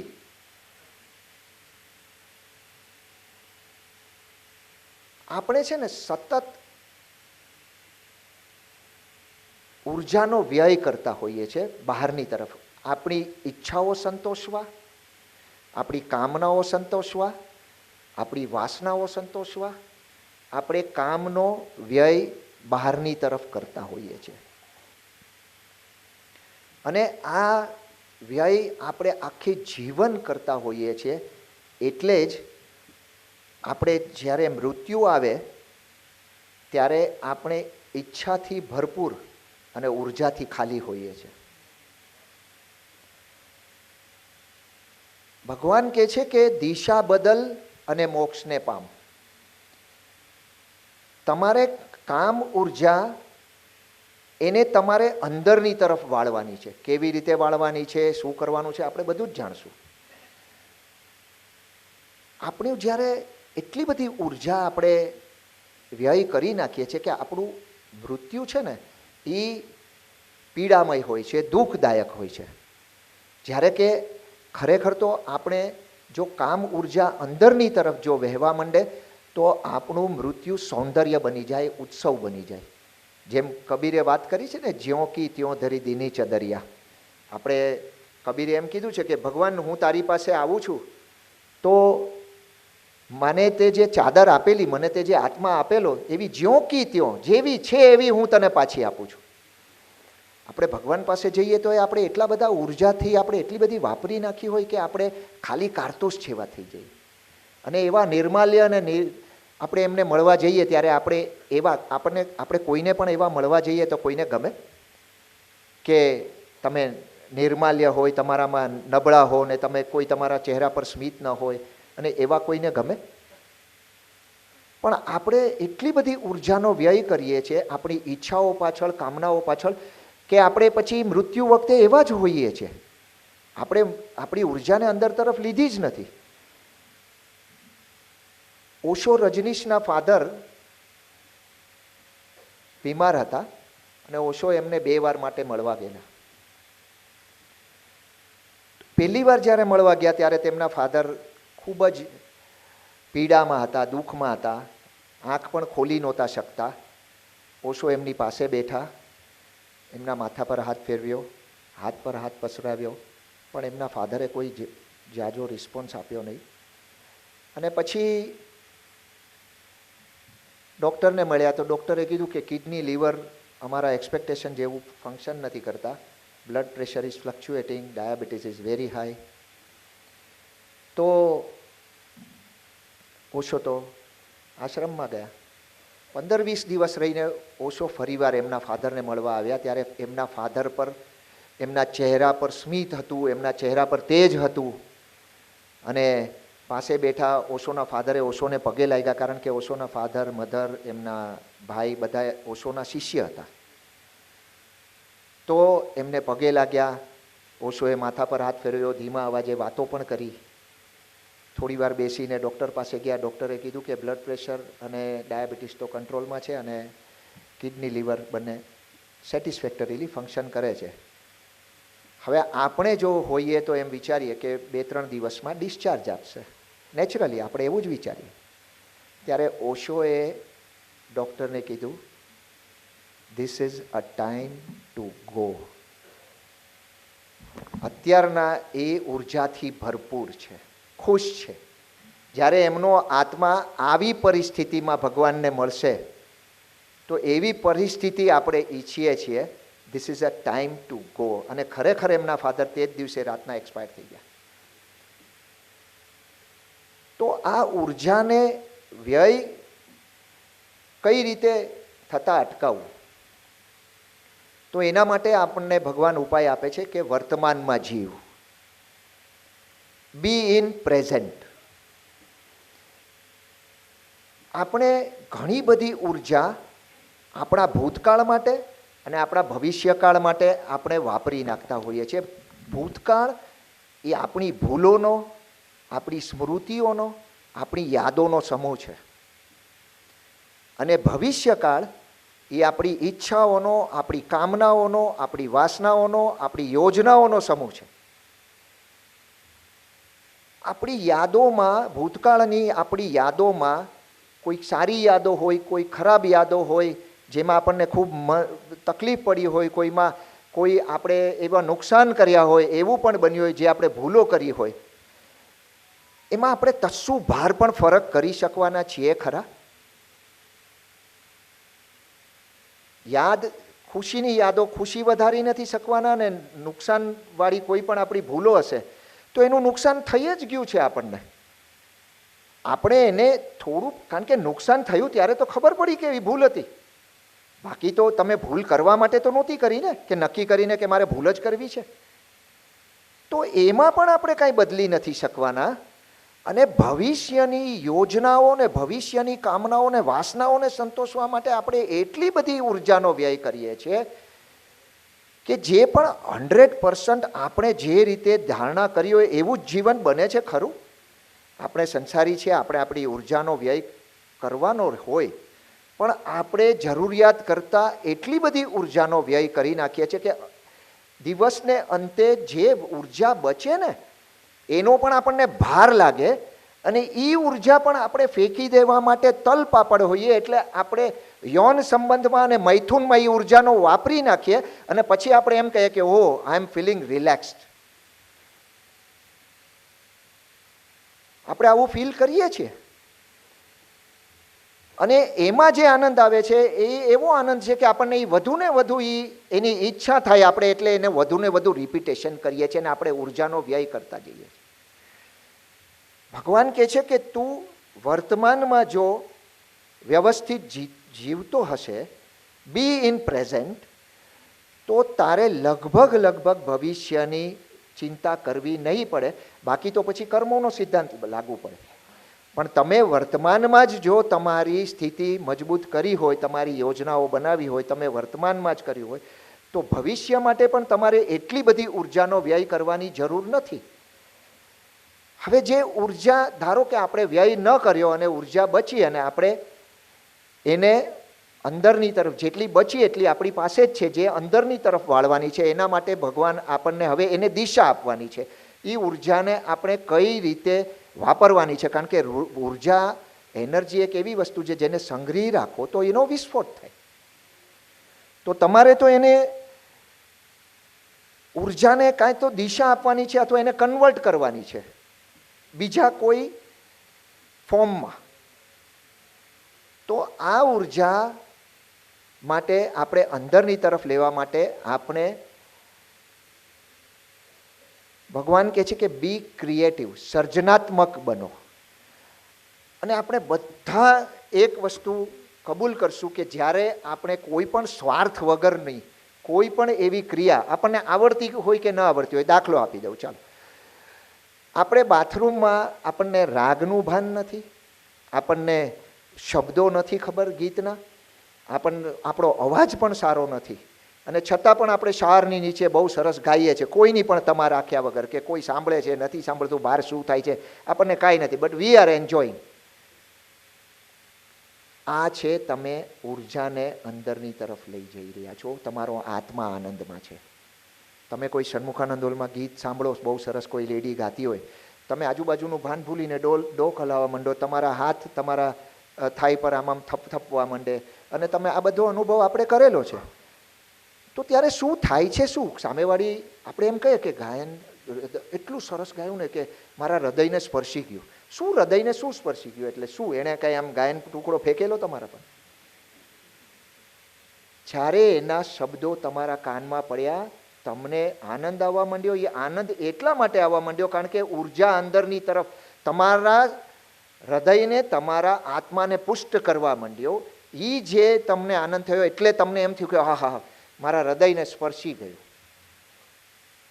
તો આ ઉર્જા આપણે જેટલી વધારે, એના પછી અપ્રમાદમાં પણ તો તમે આનાથી પણ વધારે સમજશો અને સરળતાથી સમજશો. પણ આ સમજવું જરૂરી એટલા માટે છે કે આ ઉર્જાને જેટલી આપણે વધારીએ ને એટલી ઉર્જા, સંગ્રહિત થયેલી ઉર્જા પછી પોતાની મેળે નાભી તરફ જાય અને નાભીના ચક્રોને એ ગતિમાન કરે. અને જેટલી ઉર્જા આપણે વધારીએ એટલી ઉર્જા મસ્તિષ્કના જ્યારે ચક્રો આપણા ફરવા માંડે ત્યારે એમ કહેવાય કે કુંડલીની જાગૃત થઈ. આ ઉર્જા તમારું ઓજસ બનાવે. એટલે જ આપણે નમ્ર મુનિ છે કે આપણે એવા કોઈ પણ સંત મુનિને જોઈએ, એમનો ચહેરો જોઈએ, આપણે એમ કે આ હા હા એમની આભા શું છે, એ આ આભા બને, આ ઓજસ બને. આ બ્રહ્મચર્ય પાળવાની જ વાત છે એકચ્યુઅલી, પણ એનો પ્રકાર છે આ કે શું તમને ખબર હોવી જોઈએ કે આ કરવાથી શું થાય. ઉર્જા બચાવી, ઉર્જાને તમે તમારી સર્જનાત્મક પ્રવૃત્તિમાં જો, જ્યારે તમે કોઈ પેઇન્ટિંગ પણ બનાવો કે જ્યારે તમને પેઇન્ટિંગ બનાવતા આવડતું નથી, પણ જ્યારે તમે બનાવો છો ને ત્યારે તમને ખૂબ આનંદ આવતો હોય છે.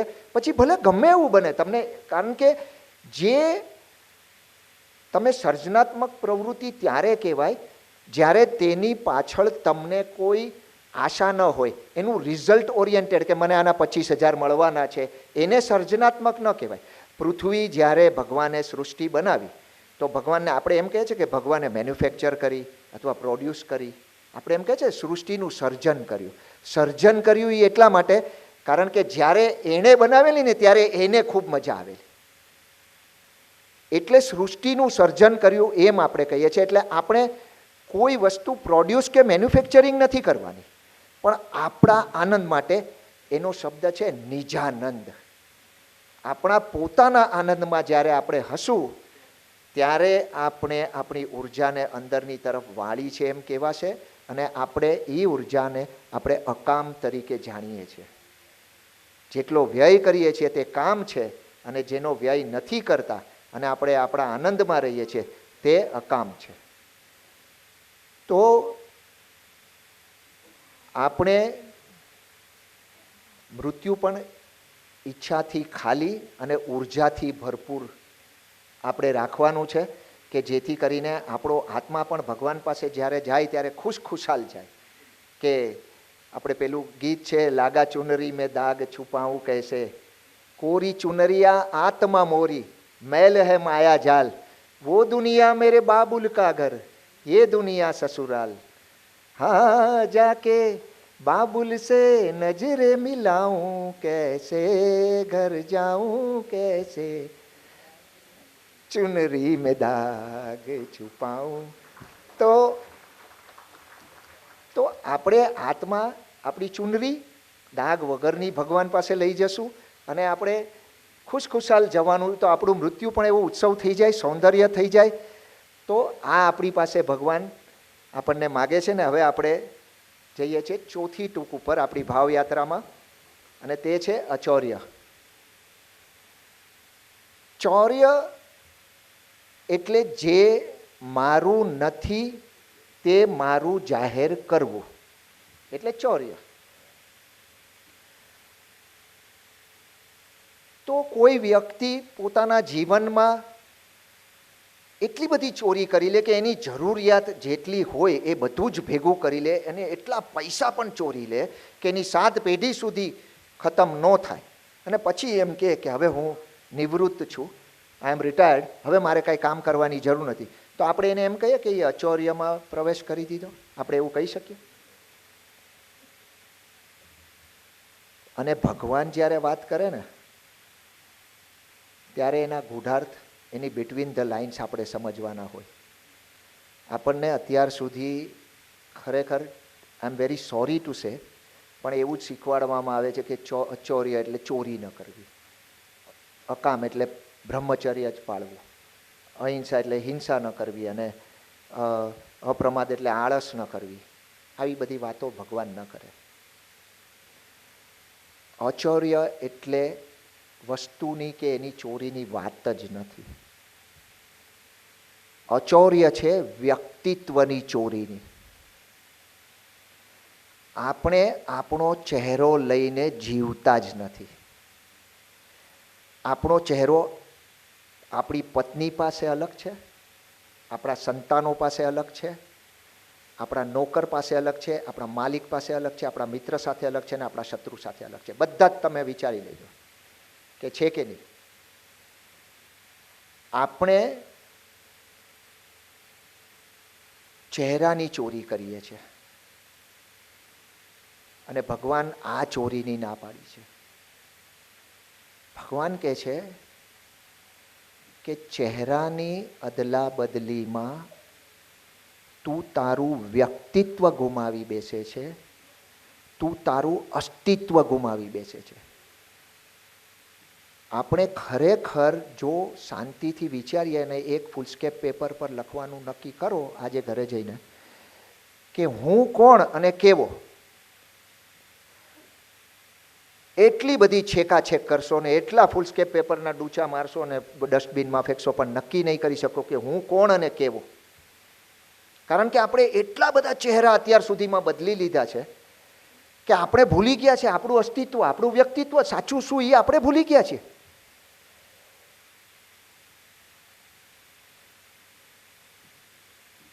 ભગવાન તો ત્યાં સુધીની વાત કરે છે કે મહાવીર સ્વામી કહે છે કે તું મારા જેવો બનવાની પણ કોશિશ નહીં કર. તારે મહાવીર બનવાનું નથી, તું જે છો તે તું બન. કારણ કે ભગવાન એનો પણ આપણને જવાબ આપે છે કે કારણ કે તારામાં એ જ બીજ છે જે મારામાં હતું, તારામાં એ જ પોટેન્શિયલ છે જે મારામાં હતું, તારામાં એ જ સામર્થ્ય છે જે મારામાં હતું. તો હવે તું તારો રસ્તો કંડાર, હવે તું તારી ડગર ડેસ્ટિનેશન પર પહોંચવાની કોશિશ કર.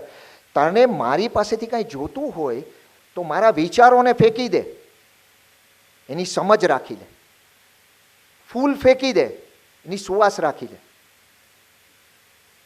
તું પદાર્થ ફેંકી દે, સ્વાદ રાખી લે, અને પછી તારો રસ્તો તું નક્કી કર. કારણ કે આપણા જે બીજ છે એટલે આપણો આત્મા જે છે એમાં કોઈ ધર્મગુરુ કે કોઈ ધર્મના ગ્રંથમાં કે એમાં ક્યાંય લખ્યું છે કે અલગ અલગ ક્વોલિટીના આત્મા મળે છે?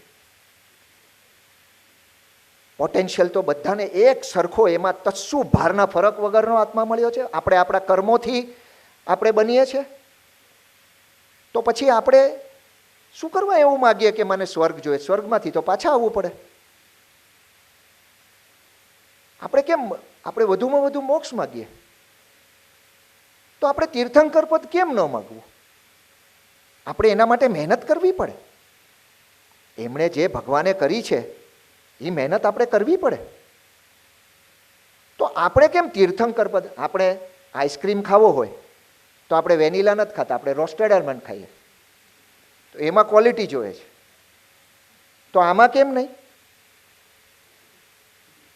મહેનત તો દરેકમાં કરવી પડે, પણ જો તીર્થંકર પદે માગવું હોય તો માગી શકાય, કારણ કે આપણું બીજ એક જ છે જે ભગવાનમાં હતું. અને ભગવાન પણ આપણને એ જ કહે છે કે તું મારી પાસેથી સમજ લઈ લે, વિચાર ફેંકી દે, તું પણ બની શકે છે, કારણ કે તારામાં એ જ બીજ છે. પણ એટલે ભગવાન પોતાના ચહેરાની ચોરી કરવાની પણ ના પાડે છે કે તું મારા જેવો બનવાની પણ કોશિશ નહીં કર, તું જે છે તે રે અને આગળ વધ. એક અમેરિકન એક્ટર જેણે પોતાના જીવનમાં 150-200 પાત્ર ભજવેલા, એણે એની બાયોગ્રાફી લખી. એની બાયોગ્રાફીમાં એણે એક બહુ સુંદર વાક્ય લખ્યું છે કે to enter in a character is easy, but to come out of it is complex.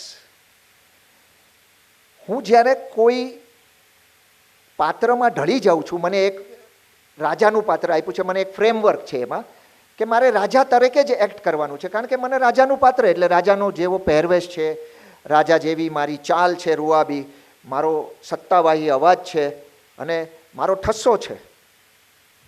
તો મને ખબર છે કે મારે આ ફ્રેમવર્કમાં કામ કરવાનું છે. ડૉક્ટરનું આપે તો ડૉક્ટરનો ડ્રેસ પહેરવાનો છે, અને મારે મૃદુતાથી પેશન્ટ સાથે વાત કરવાની છે કે જેનાથી મારી સાથે વાત કરીને જેની 50% બીમારી દૂર થઈ જાય, કે ભાઈ તને કાંઈ છે જ નહીં, ભલે ને ગમે એટલું દુખતું હોય, પણ ડૉક્ટર કે એટલે આપણે અડધા તો સાજા થઈ જ જઈએ. તો મને એ ખબર છે when I come out of it is complex. હું જ્યારે પાત્રમાંથી બહાર આવું છું ત્યારે મને ખબર નથી પડતી કે હવે મારે કયું પાત્ર ભજવવાનું, કારણ કે હું કોણ છું એ તો મને ખબર જ નથી. તો આપણે પણ આ જ રીતની જિંદગી જીવીએ છીએ કે આપણે એટલા બધા, આપણે છે ને કાંદા જેવા થઈ ગયા છે. કાંદાની ઓલી છાલ ઉતારો, એક પછી એક બધી ઉતારી લ્યો. આ બધા આપણા ચહેરા છે, અને બધી ઉતારી લીધા પછી જ્યારે મૃત્યુ નજીક આવે ત્યારે આપણે પૂછીએ કે કાંદો ક્યાં? કારણ કે તમે ભૂલી ગયા છો કે તમારો ચહેરો કયો, તમે કોણ હતા. તો આપણે પૂછીએ પછી કે કાંદો તો એક્ઝિસ્ટન્સ જ નથી. એટલે જ કીધું છે કે ચહેરાની અદલા બદલીમાં તું તારું વ્યક્તિત્વ અને અસ્તિત્વ ગુમાવી બેસે છે.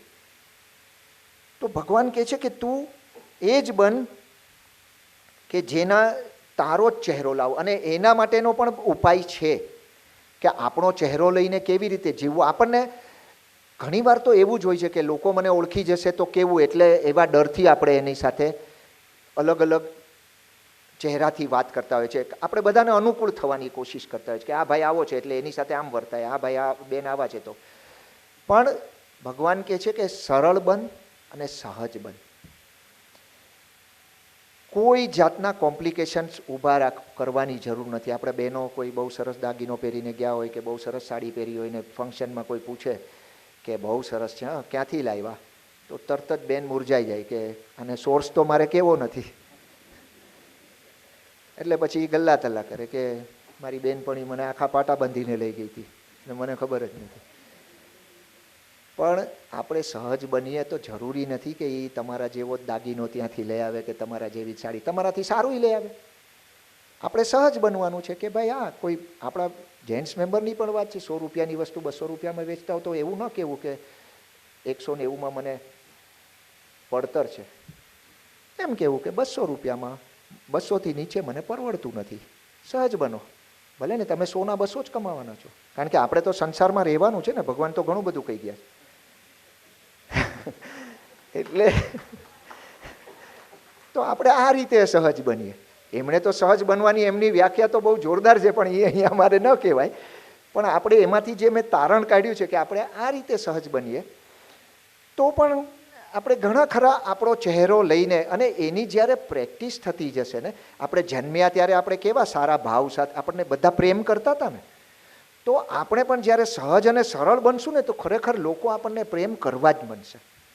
કારણ કે એમને ગમશે. આપણે એ આખો દિવસ બધા કોમ્પ્લિકેટેડ માણસોની સાથે કોની સાથે કઈ રીતે વર્તવું એવી જ બધી દાવપેચ લગાવીને જ ફરતા હોય બધા.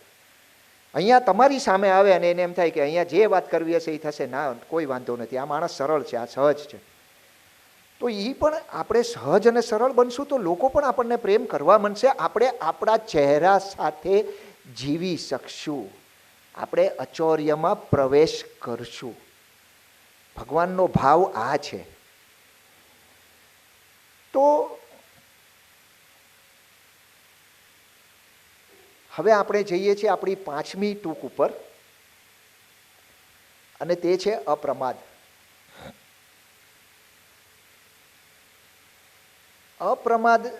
પ્રમાદ એટલે આળસ, આપણે એમ કહીએ. પણ ભગવાન આ અપ્રમાદની વાત નથી કરતા. પ્રમાદ એટલે નિદ્રા, પ્રમાદ એટલે મૂર્છા, પ્રમાદ એટલે સંમોહિત અવસ્થા, હિપ્નોસિસ. અને અપ્રમાદ એટલે જાગૃત, અવેરનેસ, હોશપૂર્વક. હવે આપણે પહેલા વહેલા એ સમજી લઈએ કે 4 જે વ્રત હતા એ 4 વ્રત પરિણામલક્ષી હતા. એ રિઝલ્ટ ઓરિએન્ટેડ હતા કે તમે એનું આચરણ કરો તો તમને આ ફળ મળે. પણ આ અપ્રમાદ છે ને એ 4નો મુગટ છે. આગલા 4ને એચીવ કરવા માટે તમારે પહેલાં અપ્રમાદને પાળવો પડશે. અને આ સાધનાનું સૂત્ર છે. એકચ્યુઅલી આ મેડિટેશનનું સૂત્ર છે, આ યોગનું સૂત્ર છે, આ ધ્યાનનું સૂત્ર છે, આ વિપશ્યનાનું સૂત્ર છે, અપ્રમાદ. હવે ભગવાન કહે છે કે અપ્રમાદ એટલે જાગ્રત અવસ્થા, હોશપૂર્વક, અને પ્રમાદ એટલે નિદ્રા. તો આપણે એમ કહીએ કે આપણે કઈ રીતે જીવીએ છીએ, તો આપણે તો એમ જ કહીએ ને અમે તો જાગ્રત જ છીએ. કારણ કે આપણે જે કાંઈ કરીએ છીએ એ આપણને બધું ખબર જ છે કે હું જે કાંઈ પણ પગલું ભરું બધું કેલ્ક્યુલેટિવ પગલું હોય છે મારું, અને મારું બધું જ ગણતરીપૂર્વકનું જ હોય છે. એટલે મને ખબર છે કે હું શું કરી રહ્યો છું, અવેરનેસ છે મારામાં. હું અહીંયા જ તમને પ્રૂવ કરી દઉં કે આપણે ખોટા છીએ. અને હું જ્યારે તમે કહું ત્યારે હું તમારી સાથે છું. હું ભગવાન તમને તમે કહે છે, હું નથી કહેતો. તો આપણા દરેકના જીવનમાં આવો પ્રસંગ આવ્યો જ હશે કે આપણે આપણા ઓફિસના માણસને, આપણી પત્નીને કે આપણા દીકરાને કે દીકરીને કે કોઈને પણ આપણે એક કામ સોંપ્યું અને આપણે એને એમ કહીએ કે આ કામ આ રીતે કરવાનું છે. અને પછી એ કામ કરીને આવે ત્યારે આપણને ત્યાંના સંજોગો વર્ણવે અને એમ કે આ કામ આ રીતે નથી થયું, અથવા તો થયું જ નથી, અથવા ઓછે વધતે અંશે થયું છે. એટલે તરત જ આપણે ગુસ્સામાં આવી જઈએ કે મેં તને આટલું સમજાવીને હું મોકલું છું, તો આપણે એને અપમાનિત કરી નાખીએ, આપણે હળધૂત કરી નાખીએ, આપણે એને અપશબ્દો બોલી દઈએ અને ન કરવાનું આપણે એના માટે બધું કરી નાખીએ. પછી કલાક 1.5 કલાક પછી આપણને એમ થાય કે જે સંજોગો એણે કીધા ને એ પ્રમાણે તો એણે જે કર્યું એ બરોબર કર્યું છે. એકચ્યુઅલી એની જગ્યાએ હું હોત તો હું પણ આ જ રીતે કરત. એટલે આ જે મેં એના પર ગુસ્સો કર્યો, એને મેં જે અપશબ્દો કીધા, હળધૂત કર્યું, અપમાનિત કર્યું, આ બધું ખોટું થઈ ગયું મારાથી, મારી ભૂલ થઈ ગઈ. તો જો તમે જાગ્રત હતા તો ત્યારે તમે ક્યાં હતા?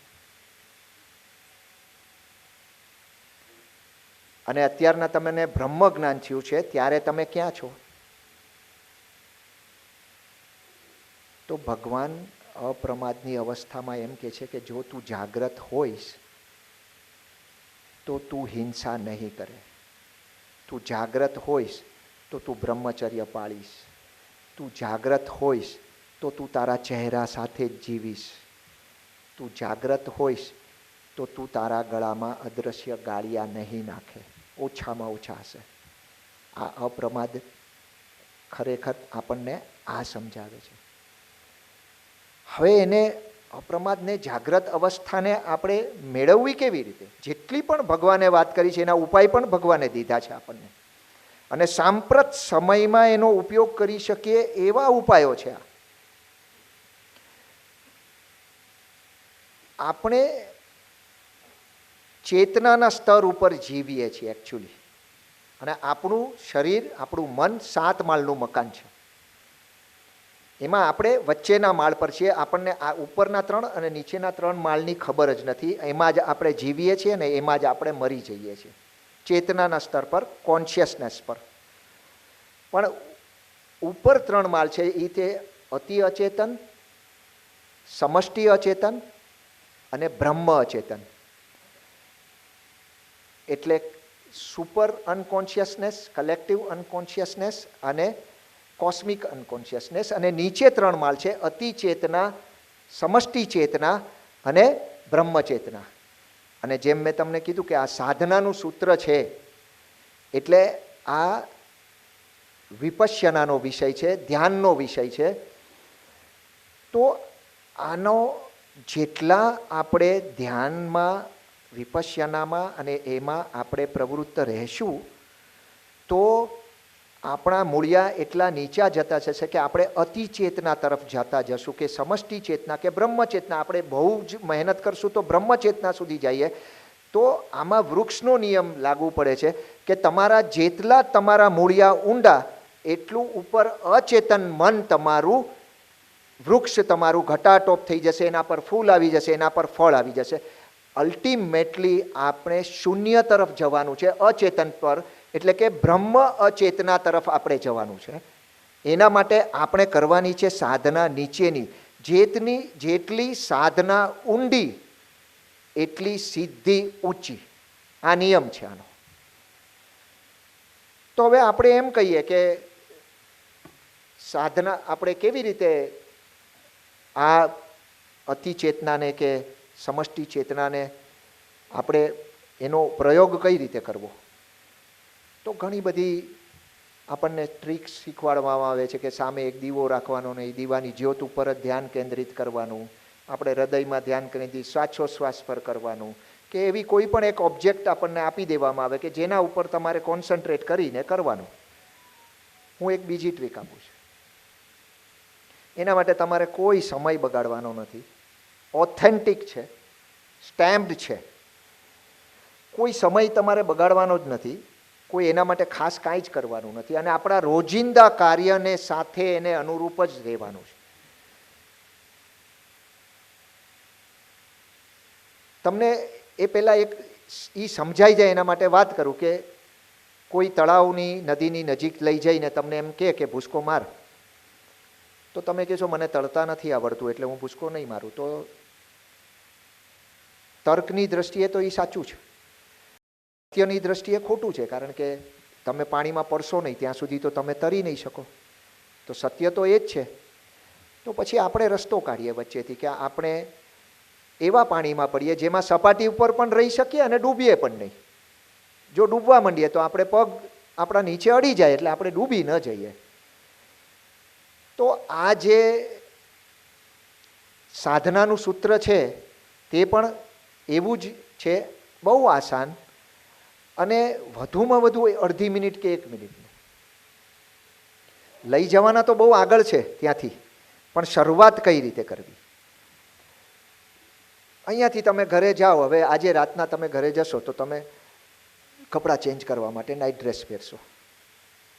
તમે નક્કી કરો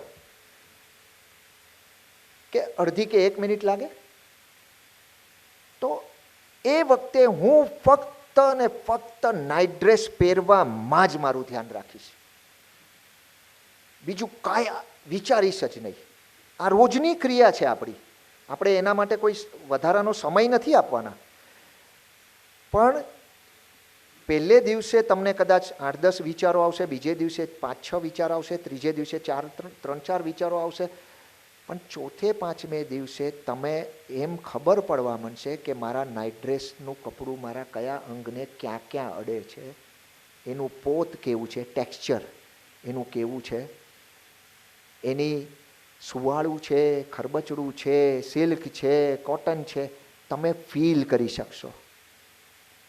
બીજે દિવસે સવારના તમે જમવા બેસો ને તમે નક્કી કરી લો કે હવેથી 10 દિવસ હું શાકનો પહેલો કોળિયો, વધારે ટાઈમ જ નથી જોતો, પહેલો કોળિયો જો ભરીશ તો હું એ વખતે ફક્ત શાક ખાઉં છું એમાં આ કોળિયામાં જ ધ્યાન આપીશ.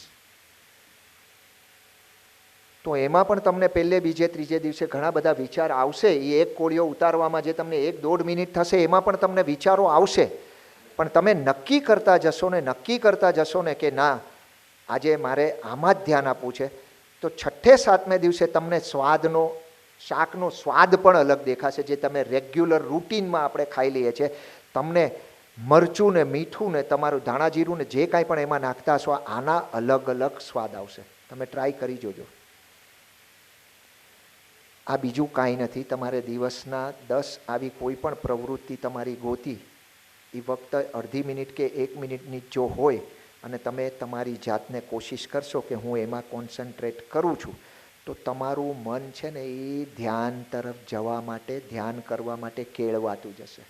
તમારે તમારા મનને એ રીતે કેળવવાનું છે, એને શીખવવાનું છે કે કારણ કે એ અડધી મિનિટથી શીખતા 1 મિનિટ પર પહોંચ્યો અને દિવસમાં તમે 10 પ્રવૃત્તિ કરતાં 10મે દિવસે 10 વાર તમે ધ્યાનમાં આવ્યા 1 મિનિટ સુધી, કોઈ પણ બીજા વિચાર વગર, 10 દિવસ કે 15 દિવસ.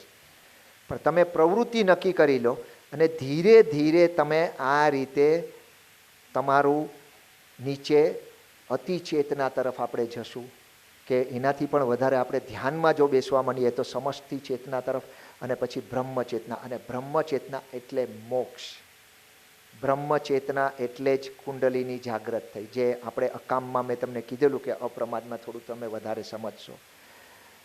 તો આ ભગવાને આપણને આટલો સરસ એનો ઉપાય પણ આપેલો છે કે કઈ રીતે આપણે આ કરવું, અને આપણા કોઈ વધારાનો સમય પણ આપણી પાસે માગવામાં નથી આવ્યો.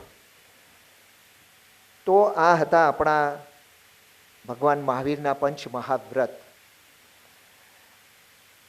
ભગવાને આ પંચ મહાવ્રત જ્યારે આપણને આપ્યા હશે ત્યારે એમણે પણ ઘણી બધી મહેનત કરી હશે ને. આ જ્યારે એમને પણ વિચાર, એમણે દેશના આપેલી એકચ્યુઅલી, અને દેશનામાં જ્યારે કેવળ જ્ઞાન પ્રાપ્ત થયેલું ત્યારે દેશનામાં આ પંચ મહાવ્રત આપેલા. તો આપણે એનું આચરણ કરી અને આપણે ભગવાનને સહયોગ આપવાનો છે કે આપણે જેટલું બને એટલું આપણે આચરણ કરવાનું છે. અને મોક્ષ પામવો ને કે તીર્થંકર પદ પામવું ને, એ પણ જો બહુ મહેનત કરો ને તો કંઈ બહુ ડિફિકલ્ટ નથી.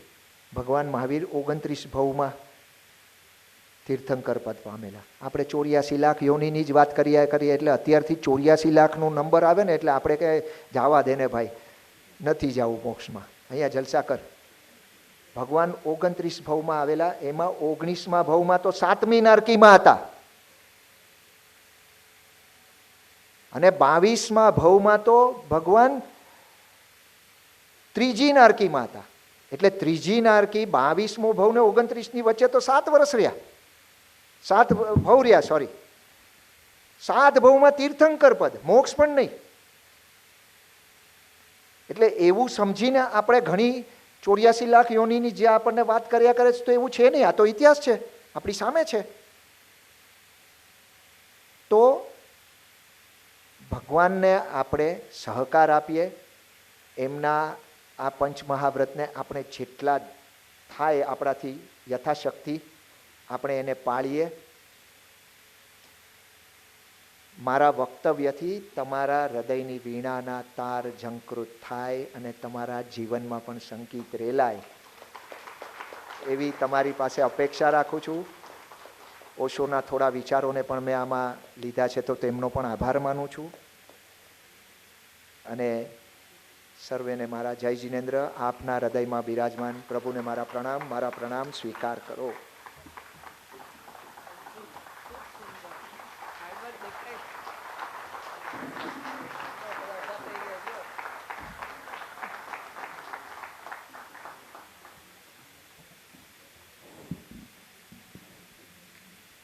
જય જિનેન્દ્ર. વિરલભાઈ એકદમ અદ્ભુત, ખરેખર સો મચ હાર્ડવર્ક. એ સિવાય આટલું બધું તમે કહી ન શકો. બહુ બધું એકાદ બે પોઈન્ટ તમે તમારા ઓલામાં પેજમાં નોટ ડાઉન કર્યા હોય, પણ એના વિશે તમને પોતાને સમજ હોય ને, જ્યારે તમે 100% સમજતા હો ને ત્યારે 50% બોલી શકતા હો. 50% સમજો ને ત્યારે 25% જ બોલાય, અને 25% સમજો તો 5% માંડ મોઢા પર આવે. તમે એટલું સરસ રીતે, એટલું બધું ગંભીર અને ગહન વિષય, કારણ કે આમાં ઇઝીનેસ પણ છે, પણ યુ ચૂઝ વેરી હાર્ડ, અને ખરેખર એને પાછું તમે એલાબોરેટ કરીને એકદમ ઇઝી કરી નાખ્યું. એટલે જેને સાચે જૈનિઝમમાં રસ હોય એ લોકોને તો બધાને મજા આવી, અને એ લોકો ઊભા પણ થયા. એટલે જે પણ ઊભા થયા એના માટે once again thank you so much. વિરલભાઈના ફેમિલી મેમ્બર્સ જે આવ્યા છે પણ પાછળ બેઠા છે, એમને વિનંતી કે પ્લીઝ આપ આગળ આવો, આપનું પણ સ્વાગત છે. અને હવે હું એમના ઘરેથી આવ્યા છે એ લોકોને આગળ બોલાવું. હું થોડુંક બોલું છું, એક સેકન્ડ. એટલે તો કહું છું ડોટર ઇન લો. તમારા સનને બોલાવો ને, થોડોક આગળ આવે. તમને મજા આવશે ભાઈ, થોડીક 2 મિનિટ આવો ને આગળ પ્લીઝ. વેલકમ. હું એક કામ કરું છું, રાજેશભાઈને કહું છું કે થોડું વિરલભાઈ માટે કોઈ વાત કરે 2 મિનિટ માટે, 5 મિનિટ માટે, જેટલી વાત કરે, એટલે ફિકર નહીં કરતો મિનિટની વાત. પણ હું એ પહેલાં અતુલભાઈ, તમે પધાર્યા એટલે thank you very much. Atulbhai Sanghavi. Tejasbhai please. Sandeepbhai Panchamiya, Vatsalbhai salute sir, thank you very much. તમે પધાર્યા આજે અમારે ત્યાં મહેમાન તરીકે છો. દીપકભાઈ શાંઘવી, તમે સેજ ઊભા થશો તો મજા આવશે બાપુ. દીપકભાઈ તો કારણ કે અમારા બધાની વચ્ચે તમને ખ્યાલ નહીં આવે. અને પન્નાબેન શાંઘવી, ઊભા થાઓ ને પ્લીઝ 2 સેકન્ડ માટે, મહાવીરની જગ્યા છે. Thank you. સન્ડે ફ્રેન્ડ્સના ગ્રુપના ઘણા બધા આવ્યા છે, એમાંનો એક વિપુલભાઈ. ક્યાં છે બાપુ વિપુલભાઈ? તમારો એક નંબર આપજો, અમારે જરૂર પડશે. અને અમારી પત્રિકાની અંદર તમારું એનાઉન્સમેન્ટ એટલે એડવર્ટાઇઝ કરીશું, કોસ્ટની ફિકર નહીં કરતા. હા, તમારી સાથે છીએ અમે. હા, અને યોગેશભાઈ, બાપુ ઊભા થાઓ ને 1 સેકન્ડ તો દાદો. તમે આગળ આવીને પાછળ વ્યાય ગયા એ બી ખોટું કર્યું તમે. મને ખબર નહોતી ત્યારે કે તમે યોગેશભાઈને તું જવા ન દે તમને. વેલકમ સાહેબ. તમારા બંનેના નંબર હું લઈ લઈશ અને એનાઉન્સ કરીશ પછી. Please Rajeshbhai, Bapu Darbar. Thank you Pankajbhai. એમને બધાના નામ વાંચીને બોલવા પડતા હતા, પણ આખી અમારી ટોળી છે જે આના નામ બોલ્યા ને એ બધા નામ હું એમના બોલી શકું એમ છું.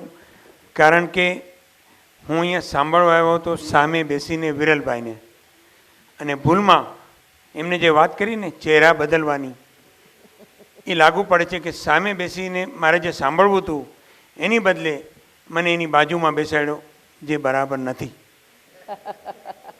Anyway thank you Pankajbhai.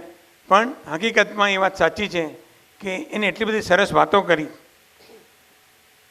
કે ચહેરો જ્યારે બદલાય પણ તમે એટલા સરળ હોવા જોઈએ કે લોકો તમારી પાસે આવી શકે. બહુ જ સરસ વાત કીધી. એના 5 જે એમને કીધા એના કરતાં હું એમ કહું કે એમની જે સરળ વાતો, એમાં સૌથી સરળ માલિક અને ગુલામ. કેટલી સરસ વાત આજે આપણને કરી કે આપણે ઘર લીધા પછી એના ગુલામ બનીએ છીએ. અને આપણે જ્યારે આપણા ધંધામાં આપણે એમ્પાયર કે આપણે મોટું કરવા જઈએ તો તમારો જે માણસ એમ્પ્લોય તરીકે કામ કરતો હોય ને એ કાલે રજા લઈ શકે. એમ કે મારે રજા છે ને મારે ગણપતિ છે ને મારે, પણ તમને રજા ન મળે. બરાબર? So this is the fact કે તમે એના ગુલામ બનો છો. અને એ ગુલામમાંથી કેવી રીતે બહાર નીકળવું એના માટે તમારે પોતે છોડતા શીખવું પડે.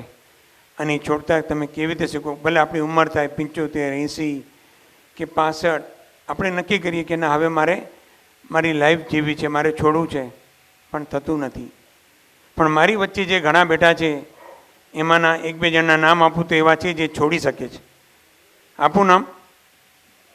અતુલભાઈ સંઘવી. એટલે હું એને દરરોજ કહું કે મને તારી પાસેથી શીખવું છે. આ વિરલભાઈને સાચું કહું તો હું વિરલ કહું છું, જસ્ટ વિરલ. અને એટલા માટે કે એનું નામ એક એવું છે, એના ફૈબાએ પાડ્યું છે વિરલભાઈ ટોળિયા. ટોળિયા એટલે ટોળીનો માણસ, અને ટોળીની વચ્ચેનો વિરલ એ આ. એટલે અમારી વચ્ચે જ્યારે બોલે ને ત્યારે નંબર 1 હોય, અને અમે એને સાંભળતા હોઈએ. Thank you Viralbhai. This is your. આ અંદરની વાત કરી અને સાચી વાત કરી છે વિરલ માટે. અને હકીકતમાં આજે ફક્ત ને ફક્ત હું એને સાંભળવા જ આવ્યો હતો. Thank you Viralbhai. Thank you so much. અને થેન્ક યુ પંકજભાઈ. આવતે વખતે ને એક સ્પીકરનું નામ છે રાજેશભાઈ ગાંધી. હા, અને એમાં મજા આવશે. તને દાદુ બાબુ ખેંચી લઈશ તું, મને વાંધો નહીં આવે બાપુ, ખેંચ. વેલકમ. હા, હવે હું પંકજભાઈને, ધીરુભાઈ બોટાદરાને, ભોગીભાઈને વિનંતી કરીશ કે આપણે આજના ચીફ સ્પીકર એવા વિરલભાઈ ટોલિયાનું સન્માન કરે. અમને આવો લાભ ક્યારે મળે વિરલભાઈ? હમણાં તમે આટલું બધું શીખવાડ્યું, તેમાં તમે કંઈક તો ઇમ્પ્લિમેન્ટ કરીએ ને.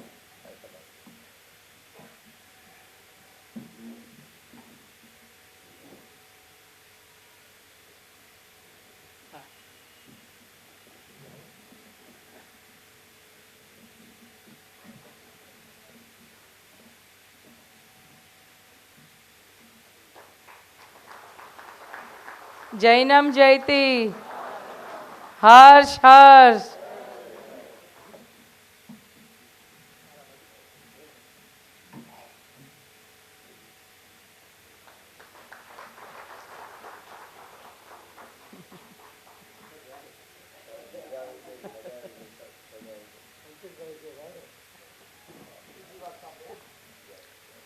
આપણે વ્યાખ્યાનમાળામાં ઘણીવાર અનુભવ કરતા હોઈએ કે આપણે આપણો 1-1.5 કલાક અહીંયા લઈને આવતા હોય, અને પછી એમાં ઘણીવાર વક્તા ઘણીવાર અભ્યાસ કર્યા વિના આવે, ટોપિકની આઉટ ઓફ ટોપિક જઈને બોલે.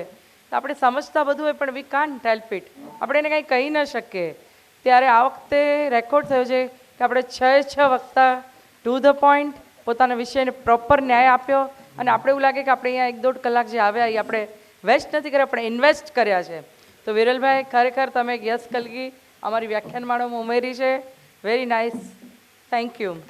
હવે આગળ આપણે સન્માન તો કરતા નથી, પણ છતાંય રાજેશભાઈ ગાંધી. યસ, હા, ઓકે. માત્ર 2 જ મિનિટ. પહેલાં હું આપણા ધીરુભાઈ કામદારનું બહુમાન કરવાનું પંકજભાઈને કહીશ કે બહુમાનની વાત આજે આપણે ઊભી રાખી દીધી છે. તમે શરૂઆત ખોટી કરી છે. સવાલ બહુમાન નહીં, એનો રિસ્પેક્ટ કરીએ છીએ અને આપણે આપીએ છીએ. Please welcome Dhirubhai. Thank you. કારણ કે આપણે આ પ્રથાને બંધ કરી દેવાની છે. શ્રી રાજેશભાઈ ગાંધી, મેં સાંભળ્યું છે વિરલભાઈ પાસેથી કે એના જેટલા બી ફંક્શન થાય છે ને જ્યાં થાય છે, કોઈ બી બહુમાન નહીં, સ્પીકર આવે, વાત કરે, વાત કરીને નીકળી જાય. એમ આઈ રાઈટ સર? અને આ બેઝ આપણે લઈ આવશો, કોઈ બહુમાનની જરૂર નથી. બધા આવે છે, બધા ઓળખે છે. બધા સોરી, એટલે હું નોટ ટાઈમ કોન્ટ્રાવર્સિયલ વાત કરું છું, પણ આપણે આ લઈ આવવું છે જે ગઈકાલે શરૂ થયું હતું, એટલા માટે પ્લીઝ. હવે રાજેશભાઈ ગાંધી અને ભોગીભાઈ વોરા, પ્લીઝ આપ એમને ગિફ્ટ એટલીસ્ટ.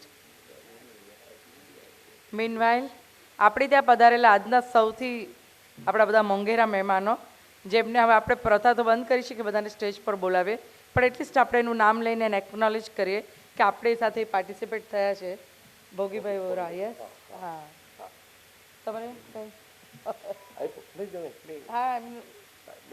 હા, સાંઘાણીમાં ટ્રસ્ટી છે અને ખૂબ સરસ એનું ડોનેશનનું કાર્ય હોય છે. એમના ભાઈ અત્યારના હિંગવાલા લેન પાસે રહેવા આવ્યા છે, એટલે મને વોરા પરિવારનો એકચ્યુઅલી પરિચય થયો. બાકી ખાલી વોરા એમ નામ જ મેં સાંભળેલું હતું. પણ બધા જ ધર્મિષ્ઠ, એટલે હાર્ડ કોર, આમ ડાય હાર્ડ કહે ને એ ટાઈપના એ લોકો જૈનિઝમમાં બધા ફોલોઅર્સ છે. એટલે એક સારો પરિવાર. સુખી પરિવારમાં આવું બહુ ઓછું જોવા મળતું હોય. સુખી પરિવારના છોકરાઓ બીજી ત્રીજી લાઈનમાં જતા જોયા છે, પણ આ પરિવાર એવો છે કે જ્યાં દીકરા દીકરીઓ પર્યુષણમાં બીજે પ્રવચનો આપવા જાય છે. એટલે તમે વિચારી શકો છો કે પરિવારના સંસ્કારની હાઇટ કેટલી બધી સરસ છે. એટલે સો પ્રાઉડ ઓફ યુ. હવે પધારેલા બધા જ અતિથિ વિશેષના નામ ખાલી લેવું છું. શ્રી ધીરુભાઈ કામદાર, શ્રી જતીનભાઈ મહેતા, શ્રી મનસુખભાઈ પંચમ્યા, શ્રી નીતિનભાઈ બદાણી, શ્રી ભોગીભાઈ વોરા, શ્રી રાજેશભાઈ ગાંધી, શ્રી ચેતનભાઈ ચાવડિયા, શ્રી અશ્વિનભાઈ પારેખ, શ્રી મધુભાઈ દેસાઈ, શ્રી હરેશભાઈ લાઠિયા, શ્રીમતી રાજેશ્રીબેન લાઠિયા, શ્રી નિમેશભાઈ ટીમ્બડિયા, શ્રી રાજેશભાઈ જોવલિયા, શ્રી નીતિનભાઈ બજરિયા, શ્રી રાજુભાઈ કોઠારી, શ્રી અમિતભાઈ સંઘવી, શ્રીમતી નેહલબેન સંઘવી, શ્રી હિતેનભાઈ સુતરિયા, શ્રીમતી હર્ષાબેન સુતરિયા, શ્રી શૈલેષભાઈ, શ્રી વિરેન્દ્રભાઈ, શ્રી પંકજભાઈ પારેખ, શ્રી ધવલભાઈ અજમેરા, શ્રીમતી કાજલબેન શેઠ, શ્રી જયેશભાઈ શેઠ, શ્રી ભરતભાઈ બજરિયા, શ્રી અશોકભાઈ ચટેકિયા અને શ્રી દક્ષેશભાઈ. અને હા, એમનું નામ એકચ્યુઅલી હા સોરી માફ કરજો, રોજ બધાને મળીને હું શ્રી કિરણભાઈ ભાણી, એક્સ્ટ્રીમલી સોરી, એમણે મને પહેલાં જ કીધું પણ હું નામ પૂછતા ભૂલી ગઈ. આપ સૌને આ વ્યાખ્યાનમાળા દરમિયાન કોઈ પણ રીતે અમે રિસ્પેક્ટ આપવામાં કાંઈ ભૂલચૂક કરી હોય, કોઈ પણ રીતે આપનું કોઈ પણ રીતે મન દુખાયું હોય, અથવા તો જીનેશ્વરની આજ્ઞા વિરુદ્ધ આ 6 દિવસમાં અમારા કોઈ પણ સ્પીકર કાંઈ પણ બોલ્યા હોય અને તમારું દિલ દુભાયું હોય, તો મન વચન કાયાના ત્રિવિધ યોગે આપ સર્વેને અમે મિચ્છામી દુક્કડમ કરીએ છીએ. જય જિનેન્દ્ર, જય મહાવીર. નહીં, પહેલાં હું જયશ્રીબેનને અને પ્રતિભાબેનને કહીશ કે આપ અહીંયા માંગલિક ફરમાવવા માટે આવો. ત્યારબાદ આ વ્યાખ્યાનમાળા સમાપ્ત થશે.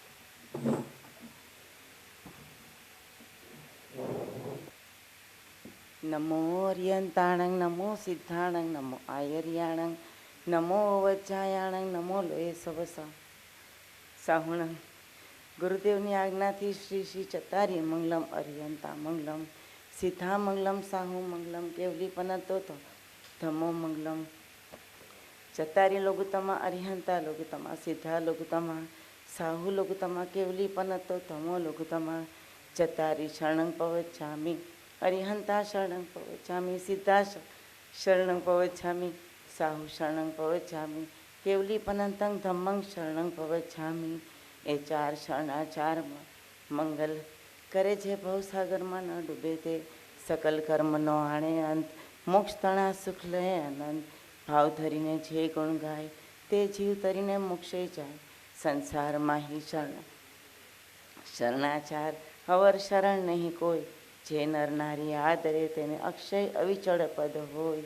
અંગૂઠે અમૃત વસે, લબ્ધિ તણા ભંડાર, ગુરુ ગૌતમને સમરીએ, મન વંચિત ફળદાતા.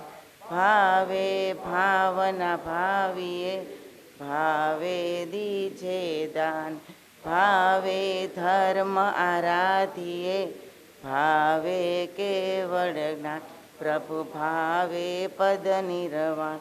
જય જિનેન્દ્ર.